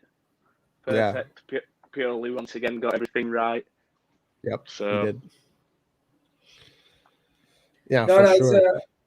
It was a great game, man, and I'm really happy. I was saying with the Roy that we have Pioli as a manager in this period of our history as a club, and hopefully, if Inter does the job next in 4 days or something like that, Saturday basically, if Inter does the job, we are in Champions League even without playing against Cagliari. So. Let's see, and it's a great achievement. So I don't know, man. What happened in the derby? Lazio Roma, or Roma Lazio? Roma played against Inter today. Oh, Roma Inter, right? Oh, Lazio have scored in the 96th minute against Parma. Still So just to keep their Champions League hopes alive. Just. Not good. Not good. Okay. So, Maria, we're still getting a lot of hate for Castillo. What do you think? Like, I thought Castillo did an excellent job. I think it. So I don't think he had enough impact on the game where we're winning 7-0 to say that he was good enough. To be fair, it's hard to criticise anyone when you just won 7-0, but I didn't think he was that good. To be fair, but he was perfect, guys. Like, what do you expect him to do? What are you expecting from Castillo? Like, his job is he barely made any mistakes in passing. He defended well. He caused a few counterattacks. One of his counterattacks that he caused ended up being a goal. What are we expecting Castillo to give a ball, dribble everybody, and score goals? Like, it's not him. But that's what we expect to Salamakers, apparently. So shouldn't we expect that of Samu when we're 7-0 up against Torino?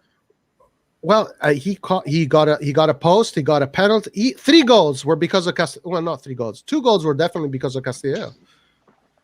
I mean, guys. If we're gonna just always talk crap about players, even when they play well, I mean, we're always negative against players? Like, if they play good, they play good. Yeah, I'm one of the first people to admit some players. I just didn't think he was anything special. I just thought he did his job, really. Exactly. I think everyone played well. I think everyone played well. Just people are confused sometimes with the season of Castillo.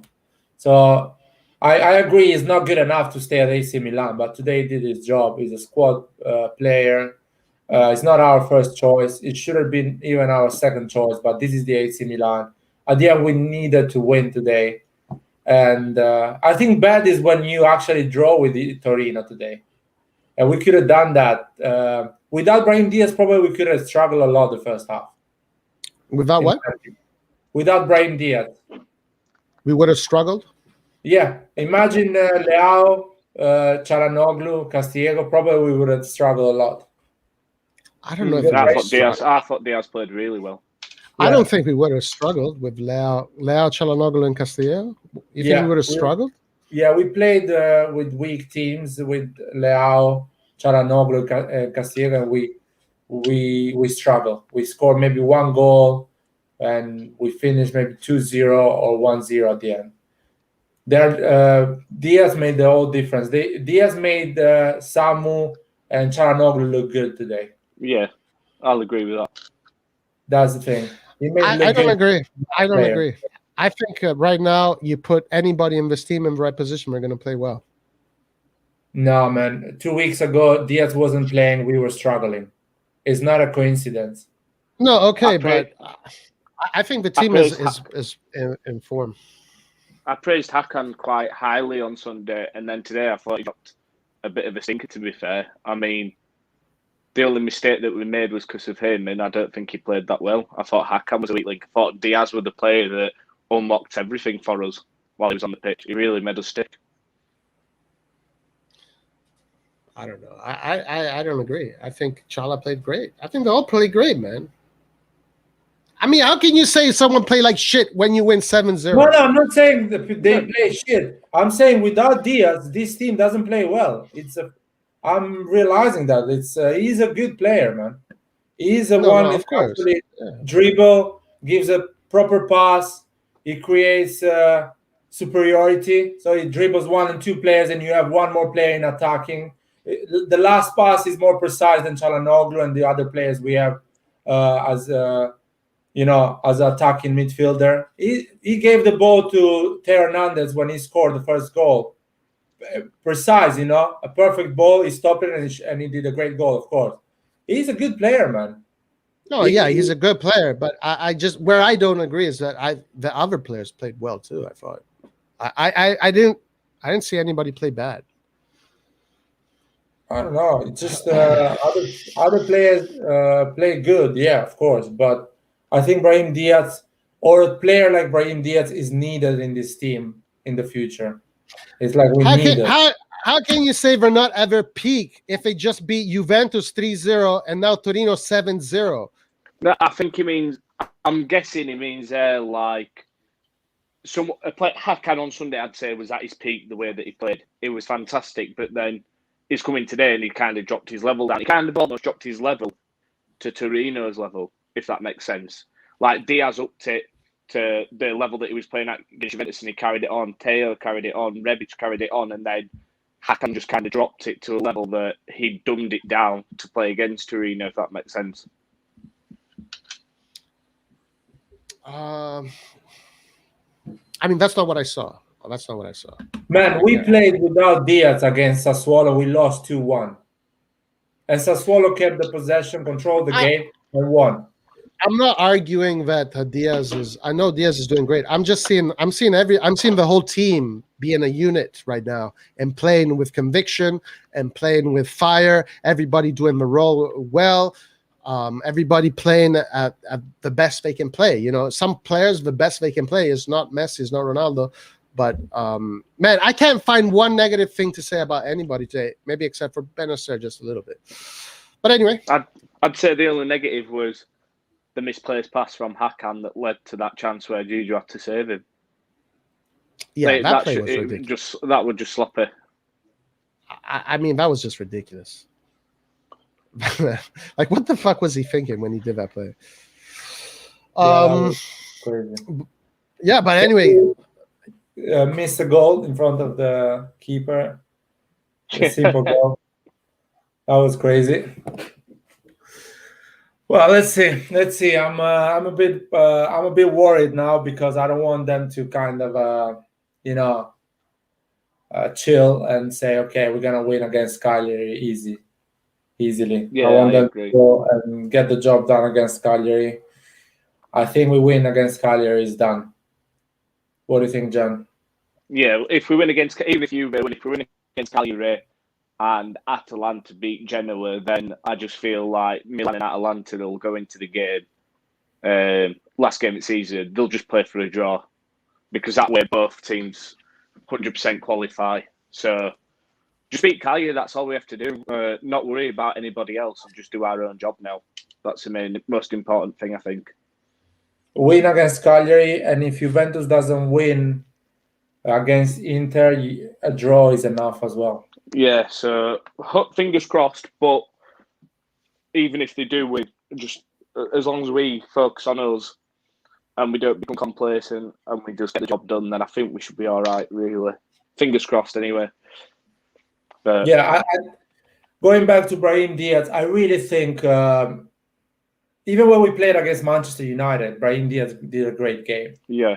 He was one of the best, and he was at that level, the level of Manchester United and the proper level for AC Milan.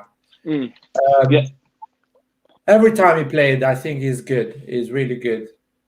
I think if we can keep him for another year on loan, that'll be good.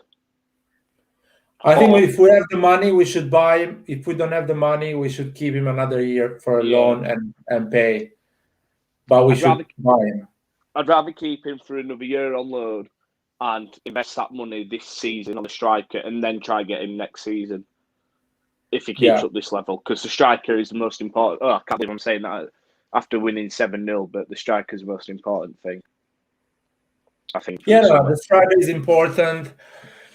I hope if we don't find any decent striker, at least we need to get better on not even the right wing, more on the left wing. We need to get better.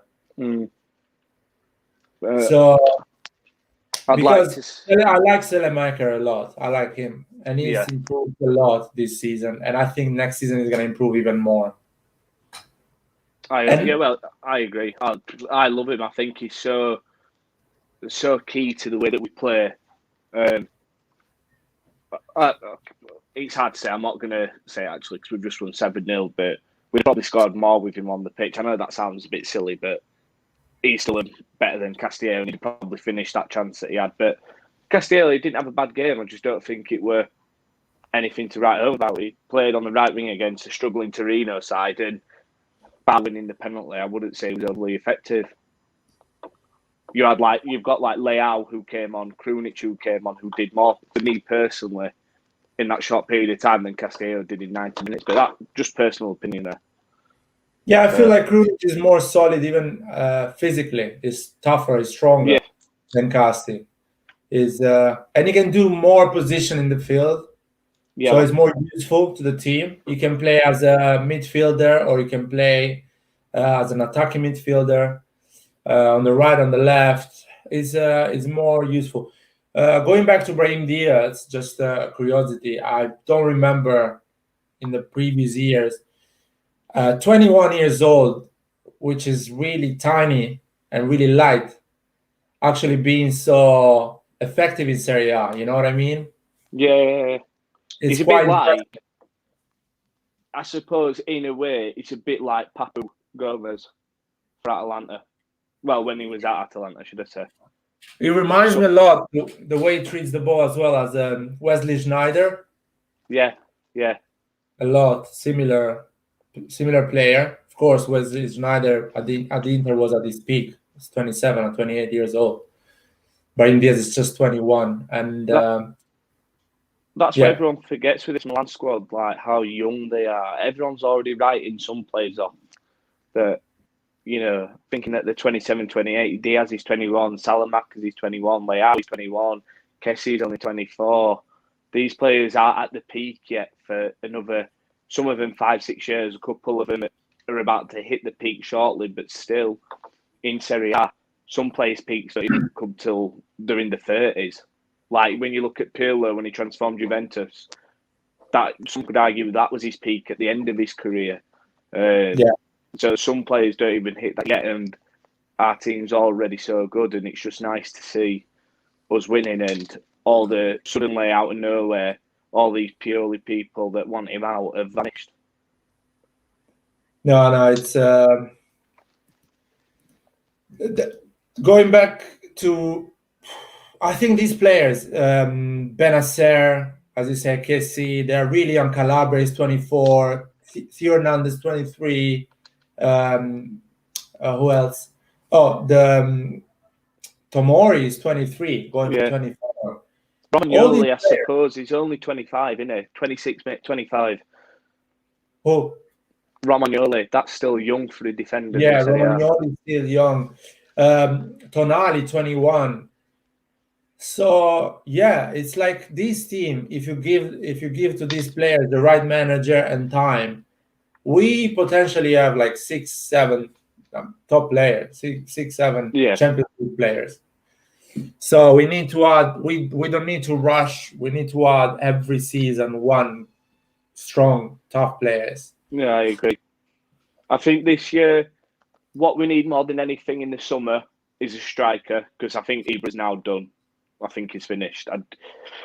I'll actually be very surprised if he stays on next season. I know he signed a contract, but I'll be very surprised, depending how his Euro goes. If he gets injured in the Euros, I think he'll just hang up his boots. Or he'll just say, you need to sign another striker and I can only give you 10 games next season and take take like a wage cut off his contract already.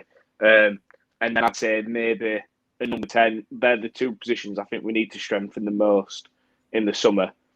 And then the year after, then just look at what position he's doing, then maybe a defender. And then, like you said, just every season add one strong player to that team. And then in 4 or 5 years, when all these players are at the peak, we'll be winning the Champions League. Yeah, no, I think Ibra is going to stay as a second striker. I feel like he's going to be like the guy comes from the bench, or the guy plays small teams or even important games when he's fresh and he's not tired. So he's going to stay because he's a big marketing material. Everyone knows him. He has a lot of followers on Instagram. So he brings a lot in terms of image and branding to the team. So he has to stay. So even if he's not going to play, and 7 million for a player that brings you such a boost in on the marketing side, on the image and brand, is nothing. Basically, 7 million of advertising doesn't bring you that. So it's really important for AC Milan for the international part. That's true. Is Roy gone? Roy is trying probably to come back. What do you think about this comment about the second place? A lot of people wants to finish second. They are obsessed with this thing. No, well, obviously, when you look at where we were earlier in the season, to not finish second would be kind of disappointing. But to be fair, Inter are streets ahead of us. Even if it is technically, I suppose, I mentioned it last night. I don't know if you've seen it, but technically they've won the league by essentially cheating because they can't afford to pay the players and they can't afford to pay the transfer fees of Hakimi and Lukaku. So they shouldn't be into players. But regardless, they're still streets ahead at the minute. Atalanta, they're 3 years into their project, they're ahead of us, and Napoli are just a very good side. So even if we finish fourth, I'd be happy just to be in the Champions League next year. I think going back to the fact they almost cheat, it's kind of a true, but you can never. I don't think they're gonna lose the Serie A for that reason. No, I don't think they'll lose it for that. I think if they don't sort the players' wages out, I think they'll start with a point deduction next year. Maybe that wouldn't surprise me. But yeah, you can't take away from anything that the way they've played on the field. It's just more the fact that the way they've played on the field has been with players that they shouldn't necessarily be able to play. If you can't afford to pay the player the transfer fee for the player, you shouldn't be allowed that player. At the end of the day, that's the way that I see it. So, yeah, basically they get this advantage because Real Madrid has a lot of depth. So Real Madrid got rid of a lot of players. Hakimi was a player they couldn't afford to keep. And there was an interest from Inter, and Inter doesn't have the money, and they got it, and they won the league thanks to Hakimi, and they still are not paying their salaries. They are not paying the player, so it's a bit bitter to think that we did the things properly. We paid our players, we paid fees and everything, and because we could have bought another player for 50 million and not pay him. No, exactly. And probably try to win the league, but we didn't do that because we've been punished for the financial plays and things like that.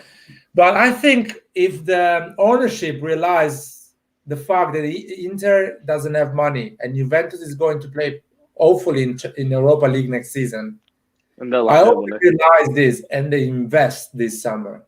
Yeah, I think it's a great moment to invest.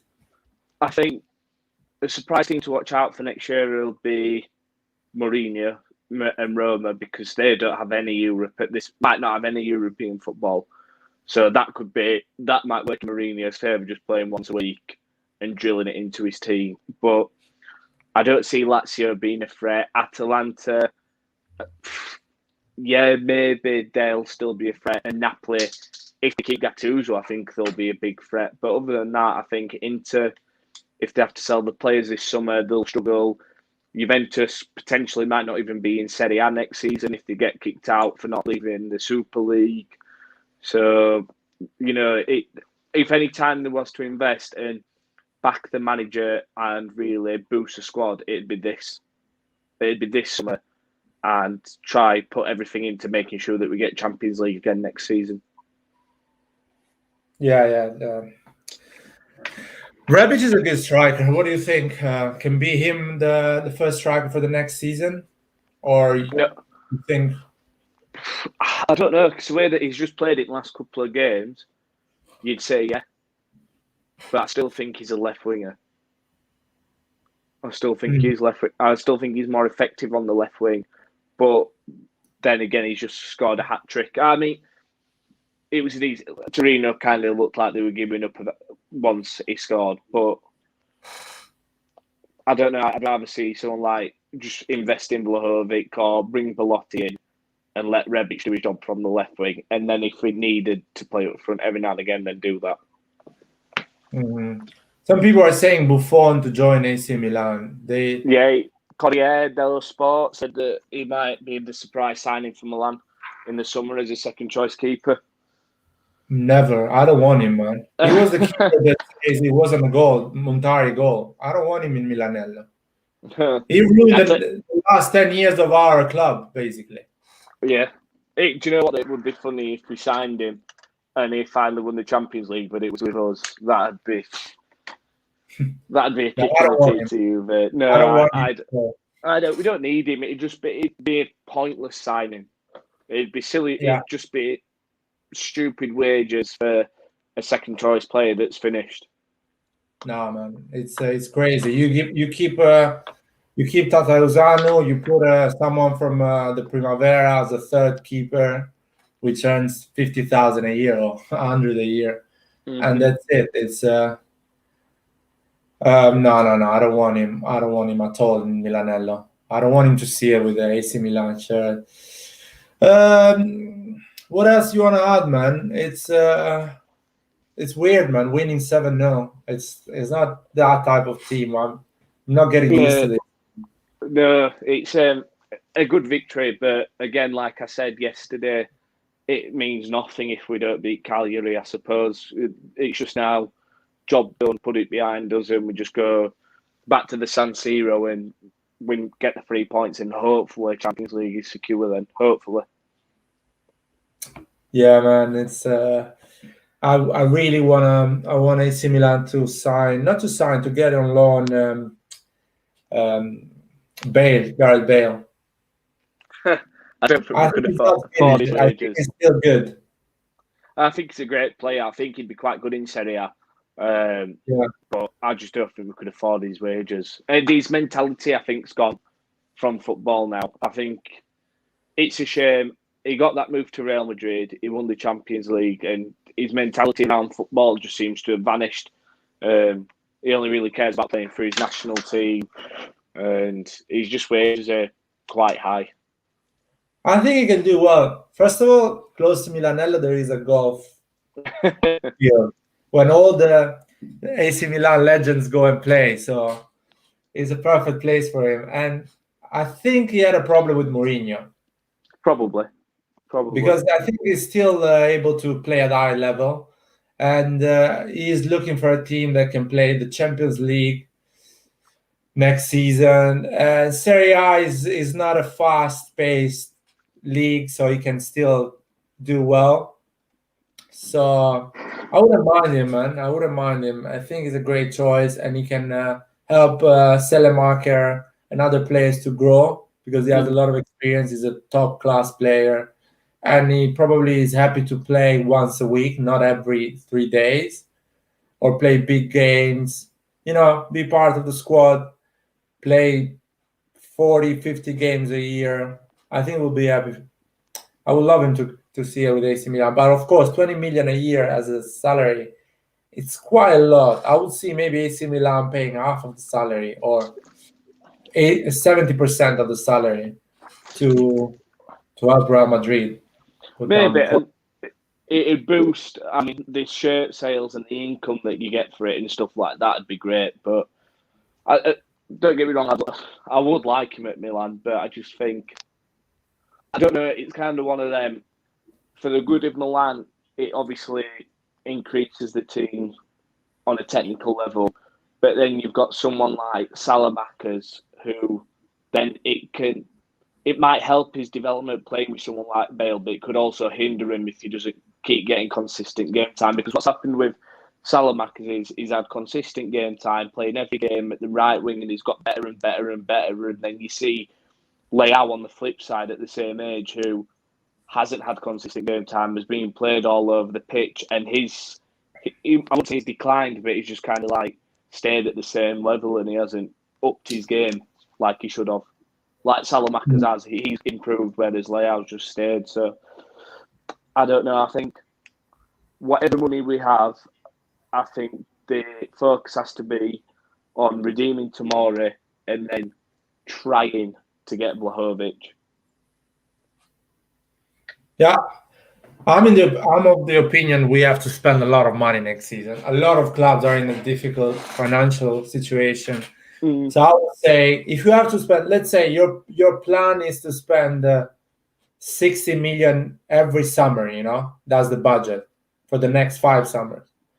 I prefer to spend all that money next summer and buy all the players and build a squad for the next 5 years that actually can dominate Serie A and try to win something in Europe. Because seriously, I think Inter is going to sell one of the big players they have. One between Lukaku or Lautaro Martinez. They are going to sell one of them. I'm quite sure they're going to sell Lautaro Martinez. I think it'll be Lautaro.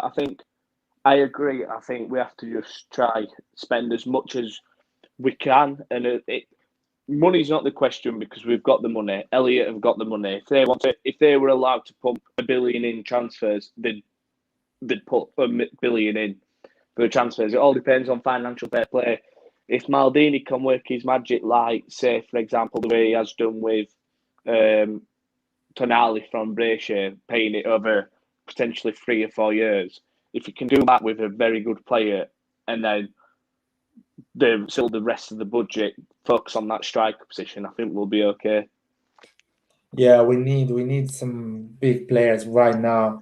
I think my dream, if I could say a dream market for this summer, it'd be redeeming Tomori. That has to be one of our number one priorities. Getting Dimarco from Inter, the left back. I really like him, and I think he'd be a fantastic choice behind Teo for just games where we've got a big game coming up. Just throw Dimarco in the game before. I like Malinowski from Atalanta. Really like Malinowski. I think he could play the central midfield role, and he can play number 10. I think that'd be a nice signing. Vlahovic and. Do you follow the Atalanta? Because I realized that recently Pessina hasn't played a lot. Is he injured or just a technical choice? I think he played on the weekend and he scored, I think. But he hasn't been playing a lot. I wonder if it is a technical choice because Gasperini can be quite stubborn with his players and he's not bothered about throwing good players on the bench like he did with Gomez and Ilicic. But I would like Pessina. But if I had to take one player from Atalanta, I think it'd be Malinowski. Or Muriel. Yeah, Malinowski is quite good, but he's... I'm always scared about players that come from a perfect team like Atalanta because I'm always worried, is it because the team is playing pretty well or because they are really good? So I'm quite worried about that. And about Pessina, I think it's a good deal because 50% discount for a 23 years old player. It's quite good. I mean, Malinowski this year has got 19 goals and assists altogether. I don't know if he got one today actually or not, which is quite good. Yeah, it's impressive. Or Muriel. Why not getting Muriel as the first striker, man? Yeah, I would. I really like Muriel, and I think he'd fit the system quite well. But what we're going to say, if you go for somebody like Muriel or Malinowski and just say to Atalanta, right, here's, for example, take Caldara back as part of the deal, and the 50% on Pessina, just get rid of it. We don't want it. But incorporate that into the transfer fee. I mean, take 5 million off, but we'll say, right, take the 50% off. Well, Atalanta, I don't think is going to do these deals because Champions League is good money for them. They want to stay in Champions League. They want to keep making money, grow the team. I think they're gonna be a big team, man. I feel like they're gonna grow a lot. Unfortunately, they don't have a lot of supporters, but in Serie A you make money with TV rights, not with supporters. So they don't need a lot of supporters. That's actually good for them. I think the only thing with Atalanta is they remind me a little bit like Leipzig, where they'll get some good players cheap, they'll do really well in the league, and then they'll sell a star player every summer. Like apparently Romero, the centre back, is going to Manchester United. What's that say from right? Yeah. I'll go grab it in a second. Romero's going to Manchester United in the summer for 40 million for centre back, and that just seems what they'd be doing, like a selling club, a bit like Leipzig. They'll develop these good players and then just get rid of them. Let me go grab the shirt. I won't be a second. Don't worry, man. Let me see if there is any question. Interesting. What is it saying, Roy? Roy, come over, man. Come over. What's wrong with your connection? Just connect with your phone. Let's see. Benacer 6, Chala 7, Casti 7.5. Just for the people that love Casti. Rebic 8, no, Diaz 8, Rebic 8.5, Mate 7, Krudi 7.5, Dalot 6, Leao 7, Mandzukic nothing. Oh, that's a new one, huh? What do you think? Oh, it's honestly, in person, it is perfect. You like it, yeah? Yeah, The color really, looks really right like it. because in some pictures it looks more like an orange than a proper red. Yeah, no, when you see it, it's a really nice shade of red. And then the back's quite nice too. But still, it bothers me a lot. The shoulders are red. Oh, sugar. 1 second. What Yeah, happened to you? I know what you mean, but it'll look nice with the black Champions League patch there next year. It'll take Hopefully. away from the red. Hopefully. Fingers crossed. Fingers crossed. I don't know. I really like the one this season. And how much you pay for that? How much it cost? If 70. I can ask. No, it's not expensive. I thought because I got the match replica, not the authentic one. Yeah, the authentic one. It's good because sometimes they sell it for 100. It's quite expensive. Yeah, but yeah. I got it from Pro Direct. But yeah, 70 quid. It's. You went to the shop or you just booked it online? I ordered it yesterday and then just paid for next day delivery for it to come today. That's great. That's the good thing of being in England, Europe. I can actually go probably on JD or any sports shop and buy one. Is gonna be there ready to go. Yeah. Do you usually buy with the name of a player or always without a name? Because I always buy without a name. I know it just depends. The last player that I had on my shirt was Kutska. Oh my God, man! What are you doing? Yeah. I got it. I got that shirt when we beat Alessandria 5-0. I went to the Milan store behind the Duomo. Yeah. And I bought it, and Kutska was one of my favourite players that season. I loved it. He reminded me so much like Gattuso, the way that he fought and he cared about the shirts. I thought, I'm getting that. And that was the last player that I got. But this year, next season, I'm getting Salamakas on the back on all of them. Okay, makes sense. No, I never buy a shirt with a player. I always think the team is more important, and I was close to buy the shirt with Pato, number 7, because Pato, seriously, at the age of 20 years old, he was electric. He was insane, man. He was unfortunately the injuries and all the shit happened, but he had the potential to be at the same level of. I'm not saying at the same level of Messi and Ronaldo, but for a period of time he could have bring us to that level for 3-4 years, like every Brazilian player does. They play insanely good for 4 or 5 years, and that's it. They are not consistent in 10-15 years career. I think I agree with it, to be fair. I honestly think if Pato hadn't got the injuries, he'd be better than Neymar. He'd be near Messi's level.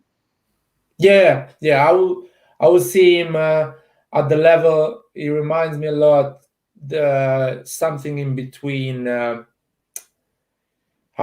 He was really fast. Like pace was insane, and he was really young. He was like 19, 20 years old. He was scoring 15 goals in Serie A. That goal at the new camp, wow. Exactly. He was so young, man.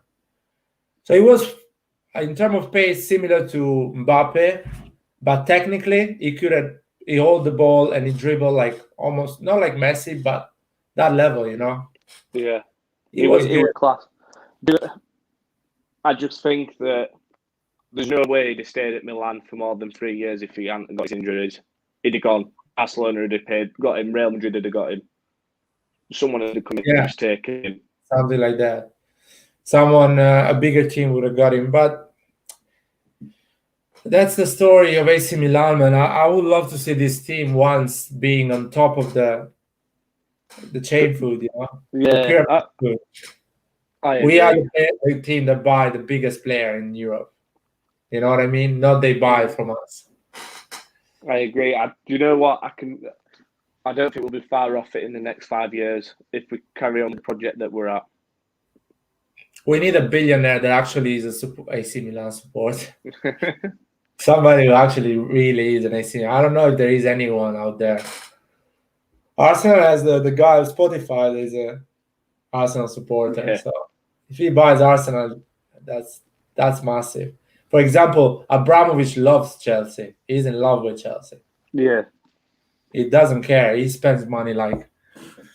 But our ownership, I'm worried. Maybe they're gonna sell in 1 or 2 years. So. I honestly thought they would, but I'm starting to think that they won't, especially if the project gets brought forward quicker than what they expected and we start winning and more money starts being generated, they'd have no reason to sell, I don't think. Yeah. If we can make enough money, I don't think they've got it. You think Milan back on top, winning the Champions League, not many clubs create more money than that, except Real Madrid and Manchester United. It's one of the best clubs in the world.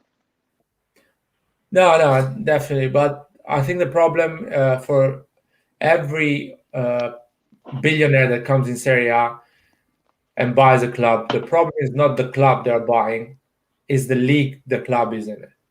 Serie A is so behind in terms of media.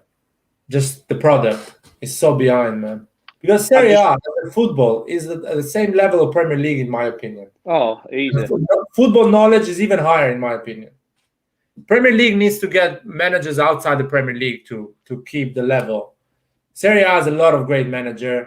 The problem is the media, man. I don't understand why Serie A doesn't have a channel of experts that talk about Serie A in English. Yeah, I agree. But that's what crazy. BT Sport used to be. You used to have John Richardson, James Horncastle, and a couple of others 5 years ago on BT Sport, and it was fantastic. They used to do the Italian football show for like an hour before the big game. So like if Milan Inter were on the Sunday, it'd be a proper pre-match build-up and everything. And that is what they need, and the best scenario for Serie A is BT to get it, because the amount of people over here that have BT because of the Champions League, if they're already paying for it and then they just start tuning in and watching the games, it'll go sky high. What me and you are doing now should be done by ex-football players, people that speak English, so everyone in the world can actually talk about the Serie A, hear about the Serie A, and the product grows. But no one talks about the league. And after the game or before the game or during the week, information, news, everything is in Italian. People don't bother. And it's not accessible in Italian. Exactly. Either. It's not accessible. Unless you've got, like, I don't know if you've got one, but my dad's got just an Italian Freeview box, a TV Sat box. And that's it. So he gets it all. And they realise it's not accessible. You can't get, like, for example, Sky, the Italian version of Sky, go and watch Rai Uno unless you've got the box over here and stuff like that. You can't watch all online legally. Obviously, you can illegally, but for people that are straight forward, you can't do it. The Italian league is so far behind, and I hope somebody like Gazidis can help push it forward. Yeah, that's the kind of stuff he's good at. They just need a channel that on YouTube talks about Serie A constantly in a proper way and is in English, so all the world can follow. And actually, people say, oh, "Listen, Serie A is something to follow. I'm gonna buy and I'm gonna watch it." But they don't do it, so they're quite behind in that, and stadiums and all things. So that's why I'm worried about the fact that the ownership is not going to invest a lot. They're gonna see it like a way that is just Serie A. Italy as a country is really behind. So why bother to invest? Just cut the cost. pay the debt, put the value of the club at 350 million, and sell it again, so we get the money back what we invested 3 years ago or 2 years ago. And that's a bit sad because it's such a great moment, man. If we had an ownership like Abramovich, it's such a great, or City, it's such a great moment to go and say, you know what, Dybala, I'm taking it. You have problem with money, I'm taking Chiesa. I don't care. You know what I mean? I said this in the group chat, and I think I might put it on Twitter. I would not be surprised if we signed Dybala in the summer. Yeah. Because if I'm all talking if, obviously. If Juve end up in Serie B or just expelled from the Italian league, they're going to have to sell players. If they miss out in the Champions League, they're going to have to sell players.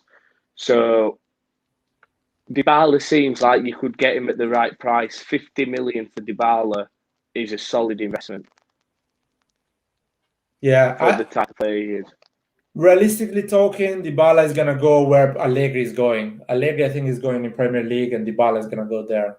I don't know if Allegri is going to go to Tottenham or Arsenal or any other Premier League team, but I think Allegri is going in Premier League, and Dybala is going to follow him. I think Allegri might end up at Liverpool. I think he'll get rid of Klopp in the summer. Do you think? Do you think Klopp is risking his job? After winning the Champions League and the Premier League, to then fall out of the Champions League, it's just if you can't win, they're so reliant on Van Dijk. It seems that it's hard to say that he should be in a job after what he's done. To then fall out of the Champions League, I just can't see him keeping the job. I think Arsenal and Tottenham, they are so desperate. Tottenham is desperate to keep Kane, so they need to bring a big manager and at least 2 or 3 players. I've seen the favourite for the Tottenham job is Inzaghi at the minute. Really? Inzaghi? Simone Inzaghi. No, I think Conte is going to go to Tottenham. I have the feeling Conte is going to go. I think Conte's going to go to Tottenham. They need to get rid of Conte, 12 million a year, so it's 24 million. Everyone's talking like Conte's gone. Everybody's talking like Conte's gone. So. And Conte dreams a club that has money, and he wants to create like a 5-6 year project so that he can actually buy players. And so I think Conte is going to go to Tottenham and Allegri to Arsenal. And that's going to be an insane Premier League, man. I think all Conte or Allegri is going to win it, and it's going to be insane. Yeah, someone I am happy for at the minute is Gattuso. Very happy for him. Yeah, I hope Gattuso goes in Premier League. He deserves a solid club that believes in him and spends some money for him. Because Gattuso is a really humble person. He just wants an ownership that trusts him and let him work. And I don't understand how Napoli can't trust him. He's had Osimhen and Mertens out for half a season. He scored nearly the same amount of goals as Sarri's Napoli scored. Yeah. And he's probably going to get him into the Champions League, and he's won them a trophy. And to get rid of him, it's just ridiculous. But if he goes to Fiorentina and Commisso backs him, then I think they'll have a good season next year, Fiorentina. I think I hope Gattuso goes in Premier League, because Italy, I don't know, man. Newspapers, they are a bunch of motherfuckers, let's say that. So everyone was talking shit about Gattuso mid-season. Everyone was like, I hope he goes in Premier League, because in Premier League, they wait more. They're going to give him 2 years' time. You know what is a great team for Gattuso? West Ham. Yeah. I think West Ham, he can do really well. West Ham, Tottenham, or Arsenal, a team that actually has some money to invest, a good league. He can bring them, not top 4, but you never know. You never know. I'd love to see him back with us. I'd love to see him back at Milan. Yeah, as well. It's going to happen. Love to. If he had this team now, Well, no, because that's taking anything away from. If he had this team when he was in charge, we'd have got top four easily. If he had Gattuso if he had Ibrahimovic that season, would have get top four. You know, the Easily. season we missed it for 1 point. And Rebic and the left winger. If we had a left winger that season, we'd have definitely. But just, I think the thing that let us down the most was the Bonaventura injury, and then that period where Bonaventura got injured, and we had to start Mauri, Bertolacci, and Calabria in midfield. That period of the season killed us. Oh, I forgot to answer this comment about the fact that Italians don't speak English is actually true. So they really don't speak English. They actually are really friendly people, and if they can speak English, probably gonna talk with you for hours. So it's not a coach. It's just I think Italy has been a big country for a lot of years. They had a big economy, so they really didn't need to speak English until 15 years ago. You know, the economy went down, and now they are having trouble in every single business industry. So they need to start speaking English. Slowly, they are starting that, but it's gonna take a while. From my experience in the big cities, I'd say a lot of people speak English. Certainly in like the shops and stuff like that, they can definitely get by. But if you go to somewhere like where I'm from in Sardinia, in Senore, not one person will speak English, and it's very Italian place. Or maybe on the outskirts of Milan and outskirts of Rome, stuff like that. It'd be very clicky, very Italian. But I think some of them can speak English. But the thing that annoys me a bit is when people go there and expect them to speak English. Like, you should go there and be able to try and speak the language yourself and show some respect. When they come over here, they try speak English. And that's any country, by the way. And I think English people are quite arrogant at that. Yeah, depends, of course. I never had problem in England. I always find really friendly people. And, of course, depend on the background of the people. But, the good thing about English people, young generation at least, they accept your broken English, they try to understand you, and it's always a good place to learn English. United States as well was really friendly. I never had problem. Even my English wasn't great at all. People was always friendly at trying to understand me and help me to communicate. This question, so basically, I moved to Italy when I was 3 years old. So I lived my entire life in Italy. My last 5 years, I lived in London. I have an Italian passport, and I was born in Albania, so I have an Albanian passport. And hopefully, in 1 year and a half, I'm going to get a British passport.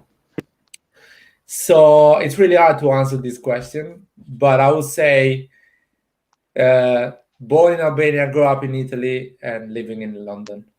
That's my life.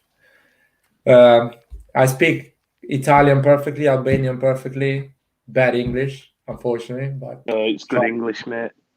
I'm trying to improve. I don't have a British passport yet. I need to get a British passport. How about you can get one? Easy. I just need to get one. Yeah, you need to get one. Recently, you need to get one. None of my family speak English. My family as well, apart from my brother who lives in London. None of them speak English. Are you part of Milan Club London then? No, man, no. Are you not?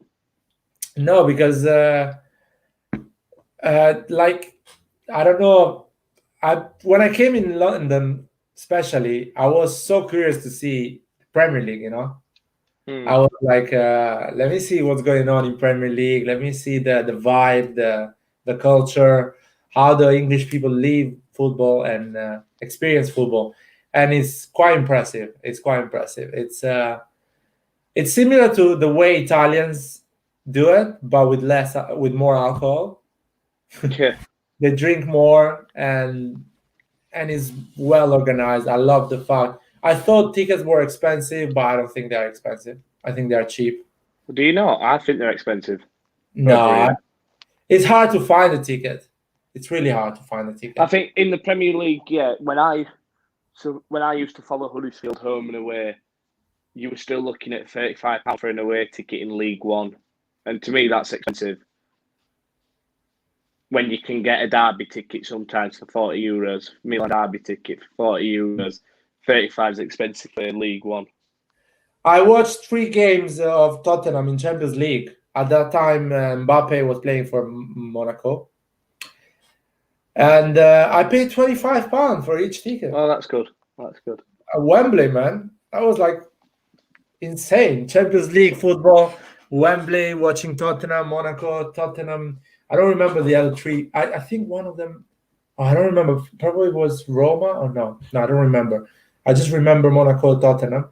And I watched Tottenham twice, White Hart Lane, one against Chelsea and one against Liverpool, really close to the pitch.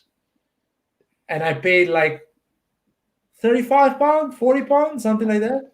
That's Premier good. League game. And the atmosphere was incredible. The stadium was old, but was well organized.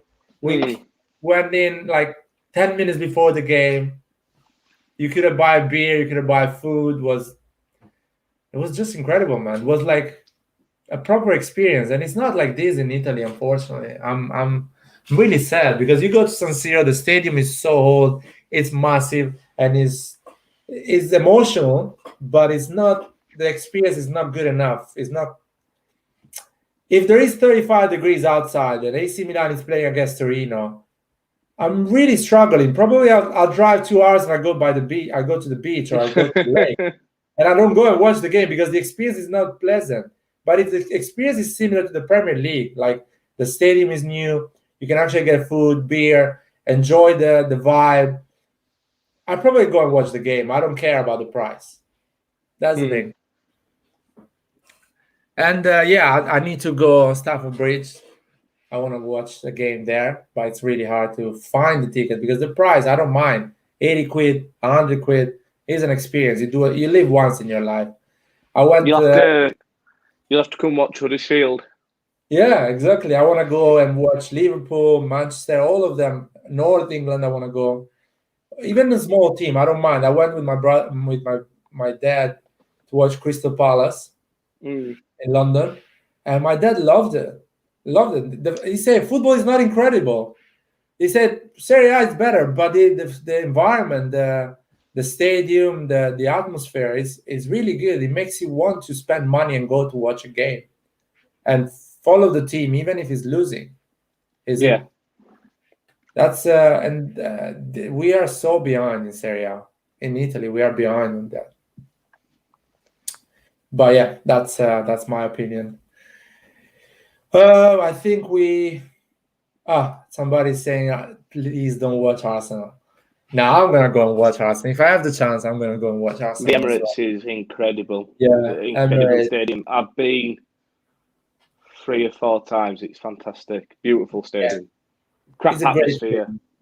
Crap atmosphere, but beautiful stadium. Yeah, Arsenal. I love all the English supporters, to be fair, because they really love the game and they are really in love with their team. And the banter is it's clever. It's not awfully bad like in Italy. Italy, we kind of hate each other a lot. But in the banter in England, it's fun. It's always a nice joke. But yeah, let's see. What is your favorite team in Premier League? Honestly, I can't stress enough how much I dislike the Premier League and the clubs that are in it. If I had to pick one, it'd probably be, and this is only because my best friend supports him. He supports Liverpool and he's taken me to a Liverpool match. But even then, I can't really stand him. But if I got a gun to my head, I'd have to say Liverpool probably. Liverpool, yeah. Yeah, the atmosphere will be incredible there. Yeah, I went there they played Bournemouth maybe 4 years ago, and I think they drew, I wish it was 3-3 or 2-2, and the atmosphere were very good. very good. My friend took me to that game, and I suppose just for his sake, like I've taken him to Milan games, so he keeps an eye on the Milan scores and things like that, and wants them to do well. So for his sake, I hope Liverpool do well, but I'll never get over 2005. So. Oh, Carlo Moretti's been a bit around. Clearly, he's Italian, and where he lives. Tell a bit more about yourself and why you don't like Premier League. Let's close this chat with talking about the major 5 leagues and why you don't like Why you don't like the Premier League? What is the reason?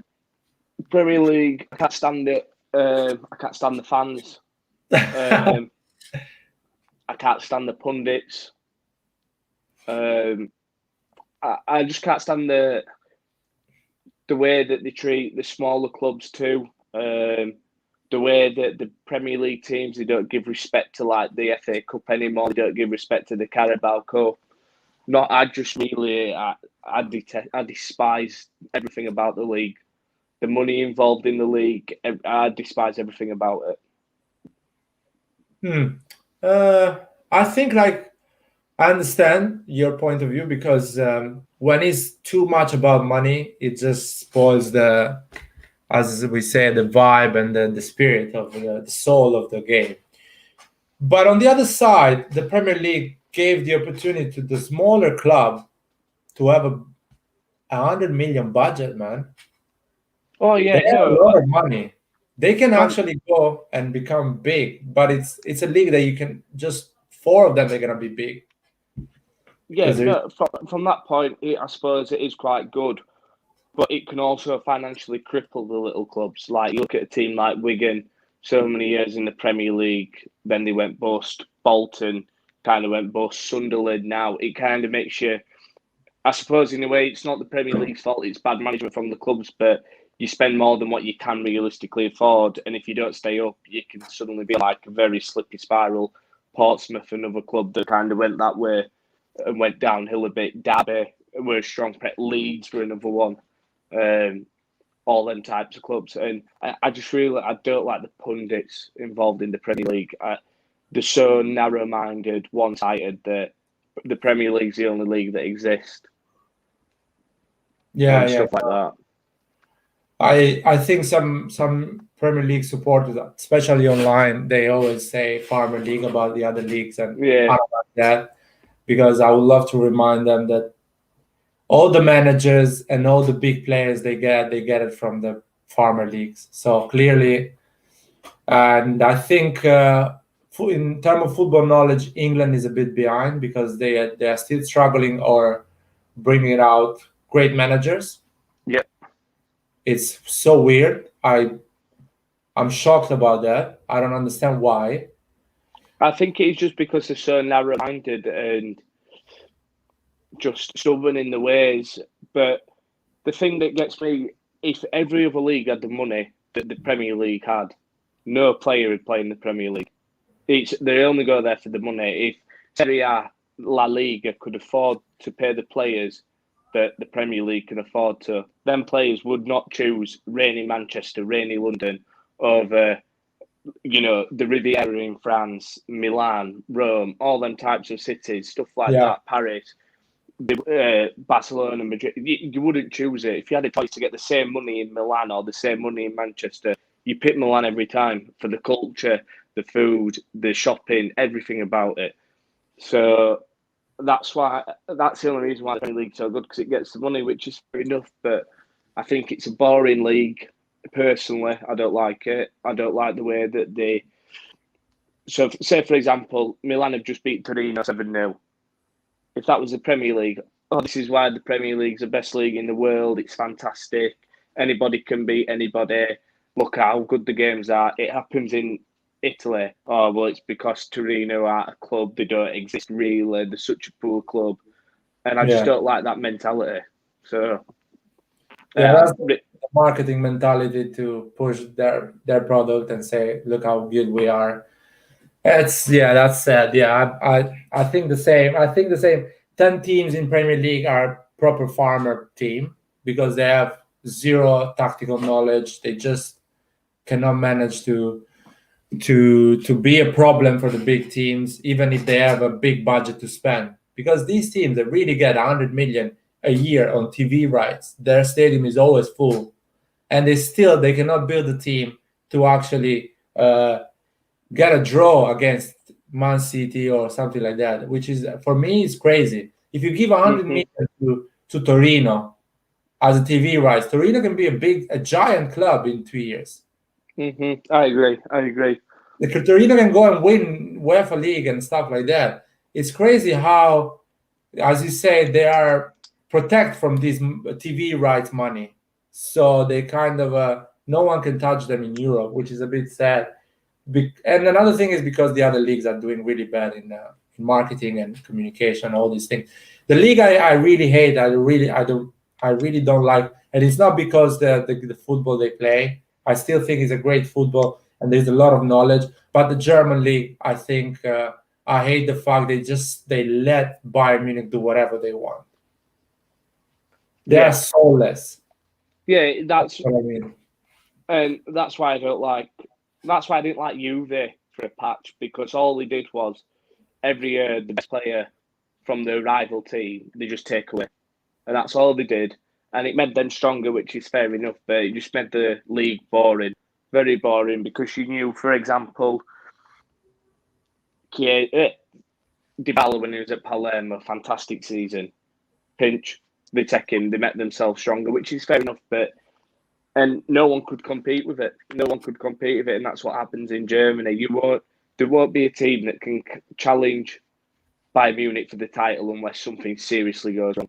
Because all they'll do is next year they'll get Haaland. They'll activate 75 million for Haaland and get rid of Lewandowski. Yeah, that's something I hate. You, Borussia Dortmund, should be so strong that say, you know what? I'll give it for 65 million to AC Milan, or to Real Madrid, or even to Chelsea. I'll give it to somebody outside, but I'm not gonna give it to you because I have a soul, I have a spine, so I'm not giving it to you. It's a principle. That's the issue also with the players, because Dortmund, they could say we'll give it 65, but then Bayern still activate that release clause, and then it comes down to the player. And I suppose players like Lewandowski, Hummels, Götze, Upamecano that's gone there now, they don't have any real ambition, because Bayern Munich might win the Champions League once every 5 years, but other than that, they just win the league every year. And same players like they go to Juventus, it's boring. Go to a club that is not going to win it all the time, but you're going to have to fight for. You're going to have to play better. Yeah. This is something is missing on the new generation of players as well. I hate the fact that the two big players, Mbappe and Haaland, they cannot wait to go and play for Barcelona and Real Madrid, and that's it. It feels like they don't have that fire and say, you know what, I'm better than Messi and Ronaldo. I'm gonna win everything with the Liverpool, or I'm gonna go to rebuild Manchester United, which is doing shit, is not winning anything. So I'll go there and win. Or Tottenham is never won anything. So I'm Erling Haaland. I'm going to Tottenham. I'll talk with the ownership. I'll tell them to build a team around me, and I'm going to win with them. They never stay at Dortmund. Prove yourself. Exactly. Stay at Dortmund. Win everything with Dortmund. Win the Champions League. Ask Borussia Dortmund to build a team around you. Obviously, it's nice for players to stay every 10 years, to stay at the club for 10 years, but a bit like Kaká at Milan. Once he actually won everything, he then wanted to go to his dream club, which was Real Madrid, and do it there, which in a way you can understand. Shevchenko, he'd won everything with Milan. I know he went to Chelsea for different reasons, but once you've won everything at a club, then I can understand the moving on. Yeah. But not just say one club that, like Lewandowski, one club that's just winning it all year in, year out. Have some ambition. Leave, go to another country. Benzema, have a bit of ambition. Go somewhere else. You've won 4 Champions Leagues. You've won, 3, 4, 5 La Liga titles. Go do it somewhere else. Messi, I suppose, some players obviously they're a bit different. Like when you've got Maldini, boyhood player, come through the youth ranks, etc. But Messi, go just do it in another league. I thought Messi at 27 would have moved, 27, 28 would have moved to another league. You know what I mean? But fair play to him for wanting to stay at Barcelona because, he's come through the academy, he loves it there. That I understand, but players that have got no attachment to certain clubs, so like Lewandowski, for example, he's been everywhere. Well, not everywhere, but he's been at Dortmund when he was at Lech Poznan before that, I think. Once you've won everything at Bayern Munich, come to the Premier League, go to Serie A, go to La Liga, go do it somewhere else for a different team that's not just going to win it all the time. I'm not saying it's not ambition wanting to win the league every year, but just go try, better yourself. Your career is so short when you think about it. You only get the top of your game for 6-7 years. Go do it all over the world if you can. All over Europe, go try it somewhere. Yeah, it was on the. I guess South Americans were like this. I remember players from South America, they will go to a team and try to win it, get their peak, and maybe go get sales for another team. Or I remember Maradona went to Napoli and say, I'm going to win the Serie A with Napoli. I remember there was a lot of big teams, and Shevchenko chose AC Milan when it was in the period they were trying to build something. So AC Milan wasn't a big team at that time. He was struggling a lot. I remember another player, Ronaldo, moved from Barcelona to Inter. Yeah. In the 90s was kind of a normal to leave a big club for another big club after 2-3 years, always try a new challenge, a new team, a new league. There was that curiosity. I remember Ruud van Nistelrooy moving from Manchester United to Real Madrid. Ronaldo at that time from Manchester United to Real Madrid. So it was normal to go from a big club to another big club. Zlatan Ibrahimovic is an example. He moved a lot of clubs and trying to prove himself that he can do it in a lot of leagues. I feel like he's missing that in the new big players. Yeah, I think I have to give Neymar quite a bit of credit because he won everything at Barcelona and he wanted to win a Champions League at PSG. And that's why he's still there. If he'd have won the Champions League this season at PSG, he wouldn't have signed a renewal and he'd go to the Premier League then. But he's a player that wants to win everything with one club and then go try and win it with another club. So with a bit of ambition. Do you know what I mean? And I'm not saying these players, they don't have ambition, but I think it's more ambitious to try do it in different leagues and not necessarily go to the biggest team in the league like Ronaldo did. He's gone to Juventus now. Yeah. Go try. He should come to Milan, come to Inter, and try take them to that level. Lukaku, fantastic at Everton. Yeah, fantastic at Everton. He's done it. He took Manchester United quite high up, in my opinion, from where they were struggling. He's now won the league with Inter. I think he'll stay one more year at Inter, and then he might go try it in Spain, for example, or go back to the Premier League, prove it again in the Premier League, and try. Yeah, no, that's what I'm saying. Lukaku did that move. He says, you know what, I'm gonna go in Italy, and I'm going to prove that I can do it in Italy and win. And I would love to see more players like this. I remember Aguero moving from Atletico Madrid to Man City. That was a big move as well. Yaya Touré. Of course, the money were there as well, but they say, you know what, I'll go to Man City and I'm going to build something there. I'm going to be big there. A lot of players did that. The same Henry, he moved to Arsenal. After Arsenal, he went to Barcelona. He said, you know, I've done everything to Arsenal. I won everything. I tried everything, so I'm going to Barcelona. David Beckham as well. Eto'o, Barcelona, Inter, Chelsea. Mm-hmm. It's I don't know. They lost this nature of challenging themselves. Yeah, they have. Yeah, and like I said, I don't want to take away from players like Maldini, for example, who decided to stay at one club. That I'm not saying he didn't have ambition, but that's different. That's a legacy type of player. You look, Fabregas wanted to go back to Barcelona, but he showed himself in France, in England, in Spain. Them type of players, I just want to see more of it. I wouldn't get upset if, for example, I don't know, I can't think of anyone off the top of my head, but a big player came to Milan, gave everything for 3 or 4 years, won everything, and then was honest and said, I'm not chasing money, but I want to go now win it in Germany, or I want to go win it in France, or go back to England and win it. That doesn't bother me. It bothers me with players like Donnarumma who have won nothing and are chasing money. But players who give you everything to the club, that win everything, and then they say, I can't do any more, let me go somewhere else, I want to try do it there. Yes. And then towards the end of the career, I'd be like, do you know what? Come back here for a year, retire with us. Something like that. Do you know what I mean? That football needs more of that, because soon it'll just be a dying game. Yeah, it's gonna be like polarizing. Some clubs are gonna get everything, and the other clubs are just going to look.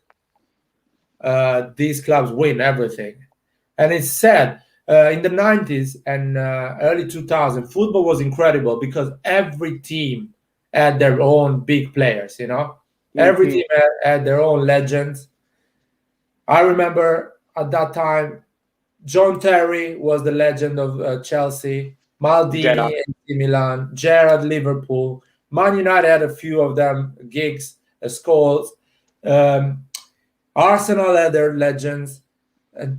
In Spain, Barcelona, Real Madrid, Atletico Madrid, Valencia. Germany, Bayern Munich, Borussia Dortmund.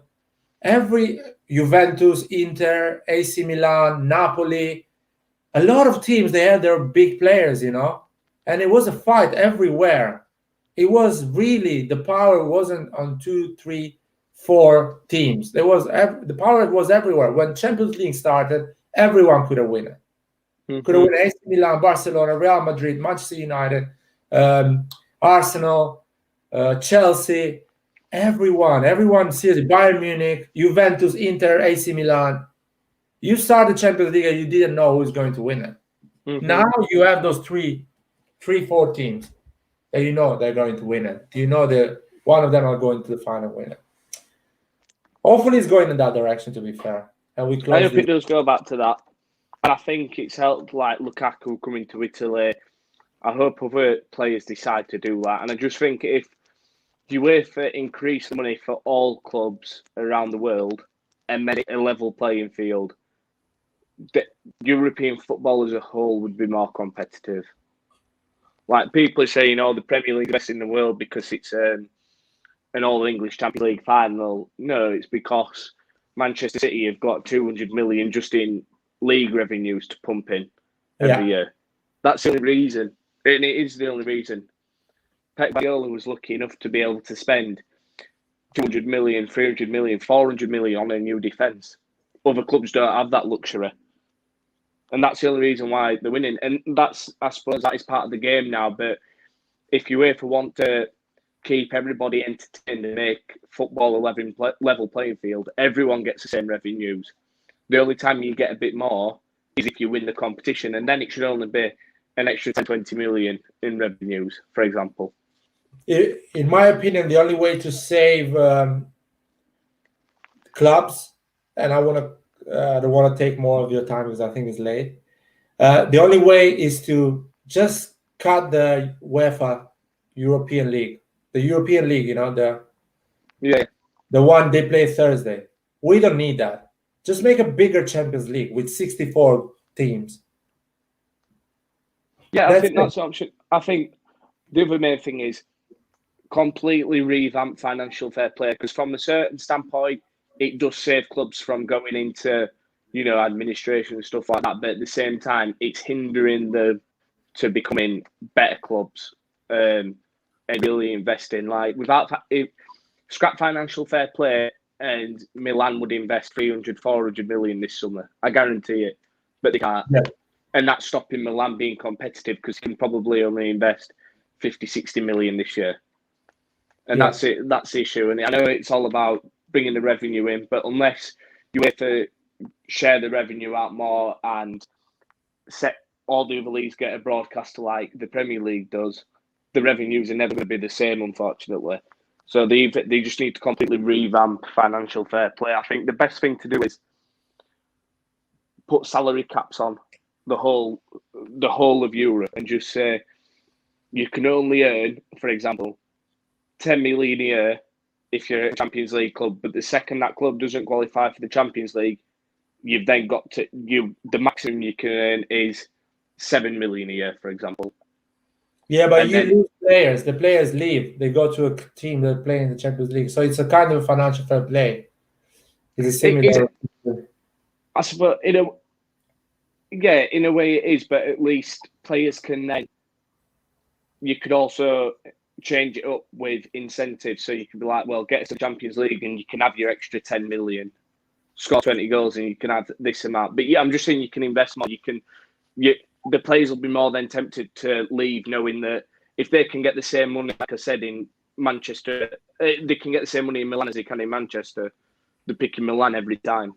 Yeah, I think UEFA should stop the financial fair play for one reason, because TV rights of the other leagues are not at the same level of Premier League. So financial fair play is never going to touch the Premier League teams because they earn a lot already. So they're going to spend a lot. They're always going to touch the leagues that are earning less money. And the problem other leagues are earning less money is not the fault of the club. It's the fault of the country, how the country is run, how the system is working. So is political, is a cultural problem. So AC Milan cannot control that, but it's paying the price for that. Yeah, I agree. Absurd. It's absurd. So that the financial play shouldn't exist. Should be completely deleted for the simple reason that we are not getting the same domestic TV rights. That's I agree. I do agree with that. Or again, revamp it so I don't know, do it on a percentage so you can only. I don't know how to explain it. Let the club spend money. Let the club. Spend money. My dad. This is one of the reasons why my dad stopped watching football a bit, was just because he said he got fed up with the fact that clubs couldn't spend the money that they have. If they want to spend the money, let them spend the money. And if they can't look after their own accounts and they go bust, because that's their own problem. Yeah. It's Atalanta. Atalanta is going to grow if they don't spend the money from their own president. Atalanta can generate a certain amount of revenue because the supporters Atalanta has is 3 million worldwide, maybe something like that. If he's lucky, Atalanta as a team, maybe 2 million a total of supporters of Atalanta. How Atalanta can generate and increase their revenue is impossible. The only way they can do it is by signing a big player because they're allowed to, and then that gets the shirt sales. It's the only way to do it. But the way to do it for them is to get a rich president that actually can put some money in and buy the big player. But the financial play doesn't allow you to do that. So you don't go and buy Atalanta if you're a rich president. You buy another team. Or another thing, Ajax. Ajax is a giant, European giant. But their league is so small, so they're never going to generate enough revenues to actually break the financial fair play. So they're always going to have young players, sell them, and always be there, win the domestic league and never win the Champions League. But without the financial fair play, a rich investors in Holland or a group of people can invest on Ajax, they can buy players, they can pay big players and win again. So the financial fair play is killing small teams or historical teams. Yeah, it is. Definitely. Yeah. It really is. But right, I'm gonna have to go. But hopefully next time we're talking, it's a Champions League football, man. Sunday's gonna be Champions League football. I hope so. I really do hope so. Thank you guys for following us. Bezos, president of AC Milan. That's gonna be crazy. I think what will be crazy is if Louis Vuitton ends up getting it. Milan. They can spend a lot of money. Yeah. I don't think they're going to get it, man. No, probably not. Oh, sugar. Oh, my lights have gone. Right. See you, man. Bye. Bye. Forza Milan, everyone.